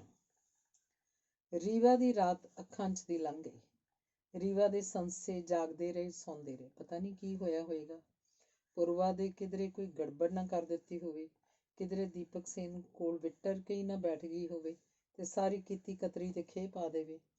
ਇੱਕ ਰਾਤ 'ਚ ਪੁਰਵਾ ਦਾ ਕੁਝ ਨਹੀਂ ਸੀ ਘਸ ਜਾਣਾ, ਪਰ ਦੀਪਕ ਸੇਨ ਦੇ ਖੁਸ਼ ਹੋ ਜਾਣ ਨਾਲ ਉਹਨਾਂ ਦੀਆਂ ਕੁੱਲਾਂ ਤਰ ਜਾਣੀਆਂ ਸਨ। ਉਹਨਾਂ ਦੀ ਜ਼ਿੰਦਗੀ ਦਾ ਨਰਕ ਮੁੱਕ ਜਾਣਾ ਸੀ। ਰੀਵਾ ਤਰਲੋ ਮੱਛੀ ਹੋ ਰਹੀ ਸੀ। ਉਹਨੂੰ ਕਿਸ ਤਰ੍ਹਾਂ ਪਤਾ ਲੱਗੇ ਕਿ ਪੁਰਵਾ ਦੀ ਰਾਤ ਨੂੰ ਬੂਰ ਪਿਆ ਵੀ ਸੀ ਕਿ ਨਹੀਂ। ਰੀਵਾ ਨੂੰ ਸੁਹੇਲ ਦਾ ਵੀ ਫਿਕਰ ਸੀ। ਪੂਰਵਾ ਨੂੰ ਦੀਪਕ ਸੇਨ ਦੇ ਕਮਰੇ 'ਚ ਛੱਡ ਕੇ ਉਹਨੂੰ ਪਰਤ ਆਉਣਾ ਚਾਹੀਦਾ ਸੀ, ਪਰ ਉਹਦੀ ਕੋਈ ਸੋ ਨਹੀਂ ਸੀ। ਉਹਨੇ ਫੋਨ ਤੱਕ ਵੀ ਨਹੀਂ ਸੀ ਕੀਤਾ। ਰਾਤ ਭਰ ਉਹਦੇ ਅੰਦਰ ਖੌਰੂ ਪੈਂਦਾ ਰਿਹਾ। ਰੀਵਾ ਦੀ ਮਸਾਂ ਅੱਖ ਲੱਗੀ ਸੀ ਕਿ ਫੋਨ ਦੀ ਘੰਟੀ ਖੜਕੀ। ਹੈਲੋ, ਉਹਨੇ ਮਸਾਂ ਅੱਖਾਂ ਉਘੇੜੀਆਂ ਤੇ ਰਿਸੀਵਰ ਕੰਨ ਨਾਲ ਲਾ ਲਿਆ। ਹੈਲੋ ਭਾਬੀ ਜੀ, ਨਮਸਕਾਰ, ਮੈਂ ਗੋਕੁਲ ਬੋਲ ਰਿਹਾ। ਅੱਜ ਨਵੀਂ ਫਿਲਮ ਦਾ ਮਹੂਰਤ ਹੈ। ਮਹੂਰਤ ਸ਼ਾਟ ਤੁਹਾਡੇ ਘਰ ਹੀ ਫਿਲਮਾਇਆ ਜਾਏਗਾ। ਤੁਸੀਂ ਕਿਧਰੇ ਜਾਇਓ ਨਾ, ਕਿਸੇ ਫਿਕਰ ਦੀ ਲੋੜ ਨਹੀਂ। ਸਾਰਾ ਪ੍ਰਬੰਧ ਹੋ ਚੁੱਕਿਆ ਹੈ। ਸੇਨ ਸਾਹਿਬ ਨੇ ਤੁਹਾਨੂੰ ਇੱਕ ਸਰਪ੍ਰਾਈਜ਼ ਵੀ ਦੇਣਾ ਹੈ। ਓਕੇ ਭਾਬੀ ਜੀ, ਬਾਕੀ ਗੱਲਾਂ ਮਿਲ ਕੇ। ਰੀਵਾ ਭਮੱਤਰੀ ਹੋਈ ਕੁਝ ਛਿਨ ਫੋਨ ਵੱਲ ਵੇਖਦੀ ਰਹੀ। ਪਤਾ ਨਹੀਂ ਦੀਪਕ ਸੇਨ ਨੇ ਕਿਹੋ ਜਿਹਾ ਸਰਪ੍ਰਾਈਜ਼ ਦੇਣਾ ਸੀ। ਗੋਕੁਲ ਨੇ ਉਹਨੂੰ ਕੋਈ ਵੀ ਗੱਲ ਪੁੱਛਣ ਦਾ ਮੌਕਾ ਨਹੀਂ ਸੀ ਦਿੱਤਾ। ਇਹ ਵੀ ਆਪਣੇ ਆਪ 'ਚ ਸਰਪ੍ਰਾਈਜ਼ ਹੀ ਸੀ ਕਿ ਦੀਪਕ ਸੇਨ ਦੀ ਫੀਚਰ ਫਿਲਮ ਉਹਦੇ ਘਰੋਂ ਸ਼ੁਰੂ ਹੋਣੀ ਸੀ। ਪੂਰਵਾ ਇਸ ਫਿਲਮ ਦੀ ਹੀਰੋਇਨ ਬਣੇ, ਇਹ ਰੀਵਾ ਦੀ ਤਵੱਕੋ ਸੀ। ਸਭ ਤੋਂ ਚੰਗਾ ਸਰਪ੍ਰਾਈਜ਼ ਵੀ ਉਹਨੂੰ ਇਹੋ ਹੀ ਲੱਗਣਾ ਸੀ। ਜਦੋਂ ਗੋਕੁਲ ਦਾ ਫੋਨ ਆਇਆ ਸੀ, ਉਸ ਵੇਲੇ ਰੀਵਾ ਗੂੜੀ ਨੀਂਦ 'ਚ ਸੀ। ਕੁਝ ਚਿਰ ਤਾਂ ਉਹਨੂੰ ਇਹੋ ਲੱਗਦਾ ਰਿਹਾ ਕਿ ਫਿਲਮ ਦੀ ਸ਼ੂਟਿੰਗ ਬਾਰੇ ਆਇਆ ਫੋਨ ਵਹਿਮ ਮਾਤਰ ਹੀ ਸੀ, ਪਰ ਦਿਨ ਦੇ ਚੜ੍ਹਾਅ ਨਾਲ ਉਹ ਸੱਚ ਦੇ ਤਿਲਿਸਮ ਵਿੱਚ ਘਿਰ ਗਈ। ਗੋਕੁਲ ਦੱਸੇ ਵਕਤ ਅਨੁਸਾਰ ਪੂਰੇ ਅਮਲੇ ਫੈਲੇ ਨਾਲ ਪਹੁੰਚ ਗਿਆ। ਉਹ ਸਾਰੇ ਆਉਣ ਸਾਰ ਰੁੱਝ ਗਏ ਤੇ ਇੱਧਰ ਉੱਧਰ ਸਮਾਨ ਰੱਖਣ ਲੱਗ ਪਏ। ਗੋਕੁਲ ਨਾਲ ਕਿੰਨੇ ਕੁ ਜਣੇ ਆਏ ਸਨ, ਉਹਨਾਂ ਵਿੱਚ ਸੁਹੇਲ ਨਹੀਂ ਸੀ। ਗੋਕੁਲ ਨਾਲ ਕਿੰਨੇ ਕੁ ਜਣੇ ਆਏ ਸਨ, ਉਹਨਾਂ 'ਚ ਸੁਹੇਲ ਨਹੀਂ ਸੀ। ਉਹ ਸ਼ਾਇਦ ਦੀਪਕ ਸੇਨ ਤੇ ਪੂਰਵਾ ਦੇ ਨਾਲ ਆਏਗਾ। ਰੀਵਾ ਨੇ ਆਪੇ ਹੀ ਸੋਚ ਲਿਆ ਤੇ ਆਪਣੇ ਆਪ ਨੂੰ ਤਸੱਲੀ ਦੇ ਲਈ। ਕੈਮਰਾਮੈਨ ਗੋਵਰਧਨ ਨੇ ਦ੍ਰਿਸ਼ ਦੇ ਵੱਖ-ਵੱਖ ਕੋਣਾਂ ਬਾਰੇ ਗੋਕੁਲ ਨਾਲ ਵਿਚਾਰ ਕੀਤਾ ਤੇ ਫਿਰ ਉਹਦੀ ਆਵਾਜ਼ ਗੂੰਜਣ ਲੱਗ ਪਈ। ਇਹ ਲਾਈਟ ਇੱਧਰ ਲਗਾਓ, ਉਹ ਮਲਟੀ ਉੱਥੇ ਨੁੱਕਰ 'ਚ ਰੱਖੋ, ਇਹ ਕੁਨੈਕਸ਼ਨ ਦਰਵਾਜ਼ੇ ਲਾਗੇ ਵੀ ਦਿਓ। ਕੈਮਰਾਮੈਨ ਗੋਵਰਧਨ ਨੂੰ ਰੋਸ਼ਨੀਆਂ ਜਗਾ ਬੁਝਾ ਕੇ ਵੇਖੀਆਂ। ਕੈਮਰੇ ਨੂੰ ਪਿੱਛੇ ਕੰਧ ਤੱਕ ਲੈ ਗਿਆ। ਕੈਮਰੇ ਦੀ ਅੱਖ ਨਾਲ ਫਰੇਮ ਦਾ ਜਾਇਜ਼ਾ ਲਿਆ ਤੇ ਫਿਰ ਗੋਕੁਲ ਨੂੰ ਮੁਖਾਤਿਬ ਹੋਇਆ। I am ready. ਦੋਹਾਂ ਨੇ ਆਪਸ ਵਿੱਚ ਹੌਲੀ-ਹੌਲੀ ਕੁਝ ਗੱਲਾਂ ਕੀਤੀਆਂ। ਉੱਧਰੋਂ ਵਿਹਲਾ ਹੋ ਕੇ ਗੋਕੁਲ ਰੀਵਾ ਵੱਲ ਮੁੜਿਆ। ਭਾਬੀ ਜੀ, ਤੁਸੀਂ ਵੀ ਥੋੜ੍ਹਾ ਮੇਕਅਪ ਕਰਵਾ ਲਓ। ਮੈਂ? ਰੀਵਾ ਨੂੰ ਕੁਤਕੁਤਾਰੀ ਜਿਹੀ ਹੋਈ। ਉਹਦੀਆਂ ਵੱਡੀਆਂ-ਵੱਡੀਆਂ ਅੱਖਾਂ ਹੈਰਾਨੀ 'ਚ ਫੈਲ ਗਈਆਂ। ਉਹਨੂੰ ਆਪਣੇ ਕੰਨਾਂ ਉੱਤੇ ਇਤਬਾਰ ਹੀ ਨਾ ਆਇਆ। ਉਸ ਪੁੱਛਿਆ, ਤੁਸੀਂ ਮੈਨੂੰ ਆਖਿਆ ਕੁਝ? ਹਾਂ, ਤੁਸੀਂ ਮੇਕਅਪ ਕਰਵਾ ਲਓ। ਮਹੂਰਤ ਸ਼ਾਟ ਤੁਹਾਡੇ ਉੱਤੇ ਹੀ ਫਿਲਮਾਇਆ ਜਾਣਾ। ਗੋਕੁਲ ਨੇ ਸਹਿਜ ਭਾ ਦੱਸਿਆ। ਅੱਜ ਇਹ ਕਿਹੋ ਜਿਹਾ ਦਿਨ ਚੜ੍ਹਿਆ ਸੀ। ਰੀਵਾ ਕੋਲ ਕੋਈ ਤਲਿਸਮੀ ਚਿਰਾਗ ਨਹੀਂ ਸੀ, ਫਿਰ ਵੀ ਸਾਰਾ ਕੁਝ ਉਹਦੀ ਇੱਛਾ ਵਰਗਾ ਹੋ ਰਿਹਾ ਸੀ। ਦੀਪਕ ਸੇਨ ਦਾ ਅਸਿਸਟੈਂਟ ਉਹਨੂੰ ਮੇਕਅਪ ਕਰਨ ਲਈ ਕਹਿ ਰਿਹਾ ਸੀ। ਮੈਂ ਕੀ ਕਰਾਂਗੀ? ਉਹਦਾ ਦਿਲ ਜ਼ੋਰ-ਜ਼ੋਰ ਦੀ ਧੱਕ-ਧੱਕ ਕਰਨ ਲੱਗ ਪਿਆ ਸੀ। ਤੁਹਾਨੂੰ ਹੁਣੇ ਪਤਾ ਲੱਗ ਜਾਊ, ਗੋਕੁਲ ਨੇ ਠਰੀ ਆਵਾਜ਼ 'ਚ ਕਿਹਾ ਤੇ ਰੀਵਾ ਤੋਂ ਅੱਖ ਚੁਰਾ ਕੇ ਪਰਾਂ ਖਿਸਕ ਗਿਆ। ਰੀਵਾ ਦੇ ਸਵਾਲਾਂ ਤੋਂ ਬਚਣ ਲਈ ਉਹ ਬੂਹੇ ਦੇ ਬਾਹਰ ਜਾ ਕੇ ਖਲੋ ਗਿਆ। ਘਸੀਆਂ ਹੋਈਆਂ ਪੌੜੀਆਂ ਦੇ ਉੱਪਰਲੇ ਸਿਰੇ ਤੇ ਖਲੋ ਕੇ ਹੇਠਾਂ ਵੇਖਿਆ। ਟੁੱਟੀਆਂ ਹੋਈਆਂ ਕਾਰਾਂ ਤੇ ਟਰੱਕਾਂ ਦਾ ਲੋਹਾ ਹੱਡਾ ਰੋੜੀ ਦਾ ਪ੍ਰਭਾਵ ਦਿੰਦਾ ਸੀ। ਸਾਹਮਣੇ ਦੂਰ ਤੱਕ ਫਰੇਬਾਂ ਦਾ ਸ਼ਹਿਰ ਸੀ, ਜੋ ਚਿੱਟੇ ਚਾਨਣ ਵਿੱਚ ਬਹੁਤ ਮੈਲਾ ਦਿਸ ਰਿਹਾ ਸੀ। ਗਲੀ ਵੱਲੋਂ ਅਸ਼ੋਕ ਕੌਲ ਦਾਖਲ ਹੋਇਆ। ਉਹਨੇ ਅੰਗੂਠਾ ਆਸਮਾਨ ਵੱਲ ਕੀਤਾ। ਗੋਕੁਲ ਵੱਲੋਂ ਹੱਥ ਦਾ ਇਸ਼ਾਰਾ ਮਿਲਣ ਤੇ ਉਹ ਵਾਪਸ ਮੁੜ ਗਿਆ। ਗੋਕੁਲ ਕਾਹਲੀ ਨਾਲ ਕਮਰੇ 'ਚ ਦਾਖਲ ਹੋਇਆ ਤੇ ਉੱਚੀ ਆਵਾਜ਼ 'ਚ ਬੋਲਿਆ, ਪਲੀਜ਼ ਟੇਕ ਯੋਰ ਪਲੇਸਿਸ। ਸਾਰੇ ਆਪੋ ਆਪਣੀਆਂ ਥਾਵਾਂ ਤੇ ਚੌਕਸ ਹੋ ਗਏ। ਹੇਠਾਂ ਸੁਹੇਲ ਦੀ ਅਰਥੀ ਚੁੱਕੀ ਜੂਨੀਅਰ ਕਲਾਕਾਰ ਪੌੜੀਆਂ ਕੋਲ ਆ ਕੇ ਖਲੋ ਗਏ। ਅਸ਼ੋਕ ਡੋਗਰਾ ਪੌੜੀਆਂ ਚੜ੍ਹ ਕੇ ਦਰਵਾਜ਼ੇ ਦੀਆਂ ਬਰੂਹਾਂ 'ਚ ਖਲੋ ਗਿਆ। ਗੋਕੁਲ ਕੈਮਰੇ ਕੋਲ ਖਲੋ ਕੇ ਮੁੜ ਉੱਚੀ ਆਵਾਜ਼ 'ਚ ਦਹਾੜਿਆ, silence please, silence on the set. ਛਿਣ ਭਰ ਲਈ ਗੋਕੁਲ ਨੇ ਆਪਣੇ ਹੀ ਦਿਲ ਦੀ ਧੱਕ-ਧੱਕ ਸੁਣੀ। ਉਹਨੂੰ ਲੱਗਾ ਆਵਾਜ਼ ਉਹਦੇ ਸੰਘ ਵਿੱਚ ਹੀ ਫਸ ਗਈ ਹੈ ਜਾਂ ਸ਼ਾਇਦ ਉਹ ਆਪਣੀ ਆਵਾਜ਼ ਹੀ ਗੁਆ ਬੈਠਾ ਹੈ। ਉਹਨੇ ਖੰਗੂਰੇ ਨਾਲ ਗਲਾ ਸਾਫ਼ ਕੀਤਾ। ਉਹਦੀ ਆਵਾਜ਼ ਗੂੰਜੀ, full lights, roll sound, camera. Reeva ਭਮੱਤਰੀ ਹੋਈ ਚਟਾਈ ਤੇ ਬੈਠੀ ਸੀ। ਕਿਸੇ ਨੇ ਉਹਦੇ ਚਿਹਰੇ ਸਾਹਮਣੇ ਕਲੈਪ ਦੇ ਦਿੱਤਾ। ਸੀਨ 1, ਟੇਕ 1। ਖੁੱਲ੍ਹੇ ਦਰਵਾਜ਼ੇ 'ਚੋਂ ਆਵਾਜ਼ ਆਈ, ਭਾਬੀ ਜੀ, ਸੁਹੇਲ ਸਾਨੂੰ ਸਾਰਿਆਂ ਨੂੰ ਛੱਡ ਕੇ ਚਲਾ ਗਿਆ। ਇੱਕ ਛਿਣ ਲਈ ਕਮਰੇ ਦੀ ਚੁੱਪ ਪੱਥਰਾ ਗਈ। ਕੈਮਰੇ ਨੇ ਦਰਵਾਜ਼ੇ ਵੱਲ ਪੈਨ ਕੀਤਾ। 4 ਜੂਨੀਅਰ ਕਲਾਕਾਰ ਸੁਹੇਲ ਦੀ ਲਾਸ਼ ਨੂੰ ਮੋਢਿਆਂ ਉੱਤੇ ਚੁੱਕੀ ਕਮਰੇ 'ਚ ਦਾਖਲ ਹੋਈ। ਅਰਥੀ ਦੇ ਪਿੱਛੇ ਕੁਝ ਹੋਰ ਜੂਨੀਅਰ ਕਲਾਕਾਰ ਸਨ। ਉਹਨਾਂ ਲਾਸ਼ ਨੂੰ ਕਮਰੇ ਦੇ ਅੱਧ ਵਿਚਕਾਰ ਰੱਖ ਦਿੱਤਾ। ਕਿਸੇ ਨੇ ਲਾਸ਼ ਦੇ ਚਿਹਰੇ ਤੋਂ ਕੱਪੜਾ ਚੁੱਕ ਦਿੱਤਾ। ਰੀਵਾ ਉੱਠ ਕੇ ਖਲੋ ਗਈ। ਉਹਦੀਆਂ ਅੱਖਾਂ ਬੇਯਕੀਨੀ 'ਚ ਫੈਲ ਗਈਆਂ। ਉਹਨੇ ਦਿਲ 'ਚ ਵਿੰਨਵੀਂ ਦਹਾੜ ਮਾਰੀ ਤੇ ਨੱਸ ਕੇ ਸੁਹੇਲ ਦੀ ਲਾਸ਼ ਉੱਤੇ ਡਿੱਗ ਪਈ। ਰੀਵਾ ਦੀਆਂ ਚੂੜੀਆਂ ਟੁੱਟ ਕੇ ਇੱਧਰ ਉੱਧਰ ਖਿਲਰ ਗਈਆਂ ਤੇ ਫਿਰ ਉਹ ਬੇਹੋਸ਼ ਹੋ ਗਈ। ਸਭ ਦਿਆਂ ਕੰਨਾਂ ਨੇ ਉਸ ਪਲ ਇੱਕ ਹੋਰ ਚੀਕ ਸੁਣੀ। ਇਹ ਚੀਕ ਦੁਲਹਨ ਦੇ ਸ਼ਿੰਗਾਰ 'ਚ ਫੱਬੀ ਹੋਈ ਪੂਰਵਾ ਦੀ ਸੀ। ਦੀਪਕ ਸੇਨ ਦੇ ਨਾਲ ਉਹਨੇ ਹਾਲੇ ਹੁਣੇ ਬਰੂਹਾਂ 'ਚ ਪੈਰ ਧਰਿਆ ਸੀ ਕਿ ਸਾਹਮਣੇ ਦਾ ਦ੍ਰਿਸ਼ ਵੇਖ ਕੇ ਦਹਿਲ ਗਈ ਸੀ। ਉਹ ਨੱਸ ਕੇ ਸੁਹੇਲ ਦੀ ਲਾਸ਼ ਕੋਲ ਪਹੁੰਚ ਗਈ ਤੇ ਸੁਹੇਲ ਦਾ ਜ਼ਖਮੀ ਚਿਹਰਾ ਹੱਥਾਂ 'ਚ ਲੈ ਕੇ ਜ਼ਾਰ-ਜ਼ਾਰ ਰੋਣ ਲੱਗ ਪਈ। ਉਸ ਵੇਲੇ ਉਹ ਪਤਾ ਨਹੀਂ ਪਾਗਲਾਂ ਹਾਰ ਕੀ ਬੋਲਣ ਲੱਗ ਪਈ ਸੀ, ਪਰ ਉਹ ਜੋ ਕੁਝ ਵੀ ਬੋਲ ਰਹੀ ਸੀ ਉਹ ਕਿਸੇ ਸਕਰੀਨ ਪਲੇ ਦਾ ਹਿੱਸਾ ਨਹੀਂ ਸੀ। ਮੁਰਦੇ ਦੁਆਲੇ ਬੈਠੇ ਜੂਨੀਅਰ ਕਲਾਕਾਰਾਂ ਨੂੰ ਉਦਾਸ ਦਿਸਣ ਲਈ ਕੋਈ ਉਚੇਚ ਨਹੀਂ ਸੀ ਕਰਨਾ ਪਿਆ। ਅਥਰੂਆਂ ਲਈ ਉਹਨਾਂ ਨੂੰ ਗਲੈਸਰੀਨ ਵੀ ਅੱਖਾਂ 'ਚ ਪਾਉਣੀ ਨਹੀਂ ਸੀ ਪਈ। ਉਹ ਰੋ ਰਹੇ ਸਨ, ਲਗਾਤਾਰ ਰੋ ਰਹੇ ਸਨ। ਸੀਨ ਓਕੇ ਹੋ ਗਿਆ ਸੀ, ਪਰ ਗੋਕਲ ਨੂੰ ਕੱਟ ਕਹਿਣਾ ਭੁੱਲ ਗਿਆ। ਕੈਮਰਾਮੈਨ ਗੋਵਰਧਨ ਨੇ ਕੈਮਰੇ ਦੇ ਐਂਗਲ ਬਦਲ ਕੇ ਕਈ ਸ਼ਾਟ ਲੈ ਲਏ ਸਨ। ਚਿਹਰਿਆਂ ਦੇ ਇਹੋ ਜਿਹੇ ਹਾਵ ਭਾਵ ਉਹਨੂੰ ਮੁੜ ਕਦੇ ਨਹੀਂ ਸਨ ਮਿਲ ਸਕਣੇ। ਹੁਣ ਤੋਂ ਪਿੱਛੋਂ ਸੁਹੇਲ ਦੇ ਕਲਬੂਤ ਨੂੰ ਅੱਗ ਦੇ ਹਵਾਲੇ ਕਰ ਦਿੱਤਾ ਜਾਣਾ ਸੀ। ਸੁਹੇਲ ਦੇ ਮੁਰਦਾ ਚਿਹਰੇ ਦਾ ਕਲੋਜ਼-ਅਪ ਉਹਨੂੰ ਮੁੜ ਕਦੀ ਨਹੀਂ ਸੀ ਮਿਲ ਸਕਣਾ। ਸੁਹੇਲ ਜੋ ਸਾਰੀ ਉਮਰ ਕੈਮਰੇ ਸਾਹਮਣੇ ਖਲੋਣ ਦੀ ਹਸਰਤ ਲੈ ਕੇ ਜੀਵਿਆ ਸੀ, ਇਸ ਪਲ ਕੈਮਰੇ ਸਾਹਮਣੇ ਵਿਛਿਆ ਹੋਇਆ ਸੀ। ਲੱਗਦਾ ਸੀ ਜਿਵੇਂ ਕੈਮਰੇ ਸਾਹਮਣੇ ਹੋਣ ਲਈ ਉਹਨੇ ਮਰਨਾ ਕਬੂਲ ਕਰ ਲਿਆ ਸੀ। ਇਸ ਪਲ ਨਾ ਤਾਂ ਸੁਹੇਲ ਦੇ ਚਾਅ ਦੀਆਂ ਅੱਖਾਂ ਸਨ ਤੇ ਨਾ ਉੱਥੇ ਉਹਦੇ ਚਾਅ ਦੇ ਮੋਤੀ ਚੁਗਣ ਵਾਲਾ ਕੋਈ ਹੋਸ਼ਮੰਦ ਸੀ। ਮੁਰਦਾ ਚਿਹਰਾ ਰੌਸ਼ਨੀਆਂ 'ਚ ਲੱਥ-ਪੱਥ ਸੀ। ਫਿਲਮ ਦਾ ਕੈਮਰਾ ਫਰੇਬੀ ਸੀ। ਸੈਲੂਲਾਈਡ ਵਿੱਚ ਸੁਹੇਲ ਦਾ ਚਿਹਰਾ ਹਾਲੇ ਪੂਰੀ ਤਰ੍ਹਾਂ ਉੱਭਰਿਆ ਵੀ ਨਹੀਂ ਸੀ ਕਿ ਹੌਲੀ-ਹੌਲੀ ਡਿਸੋਲਵ ਹੋਣ ਲੱਗ ਪਿਆ ਤੇ ਫਿਰ ਪੂਰਾ ਗੁਆਚ ਗਿਆ। ਦਿਨ ਦੀ ਸ਼ੂਟਿੰਗ ਮੁਕੰਮਲ ਹੋ ਚੁੱਕੀ ਸੀ। ਨਿਰਮਾਤਾ ਨਿਰਦੇਸ਼ਕ ਦੀਪਕ ਸੇਨ ਨੇ ਪੂਰਵਾ ਦੇ ਵਿਰਲਾਪ ਵੱਲੋਂ ਧਿਆਨ ਮੋੜ ਲਿਆ। ਉਹ ਕੋਲ ਖਲੋਤੇ ਅਸ਼ੋਕ ਕੌਲ ਵੱਲ ਝੁਕਦਿਆਂ ਹੌਲੀ ਜਿਹੇ ਬੋਲਿਆ, ਸ਼ਾਟਸ ਤਾਂ ਬਹੁਤ ਹੀ ਨੈਚੁਰਲ ਸਨ, ਬਹੁਤ ਹੀ ਖੂਬਸੂਰਤ। ਅਸ਼ੋਕ ਕੌਲ ਦੀਆਂ ਅੱਖਾਂ ਵਿੱਚੋਂ ਅੱਗ ਤੇ ਪਾਣੀ ਇੱਕੋ ਵੇਲੇ ਜਮ੍ਹਾਂ ਹੋਇਆ ਪਿਆ ਸੀ। ਬੋਲ ਅੱਗ ਦੇ ਭੰਬਾਕੇ ਵਾਂਗੂ ਮੂੰਹੋਂ ਨਿਕਲੇ, ਓ ਯੂ ਸ਼ਟ ਅਪ ਬਾਸਟਰਡ। ਦੀਪਕ ਸੇਨ ਵੱਲ ਪੂਰੇ ਗੁੱਸੇ ਨਾਲ ਥੁੱਕਦਿਆਂ ਬਾਹਰਲੀਆਂ ਬਰੂਹਾਂ ਟੱਪ ਗਿਆ। ਕਮਰੇ ਦੀ ਮੁਰਦਾ ਜਿਹੀ ਹਵਾ ਅਚਨਚੇਤੀ ਧੜਕਣ ਲੱਗ ਪਈ। ਧੰਨਵਾਦ।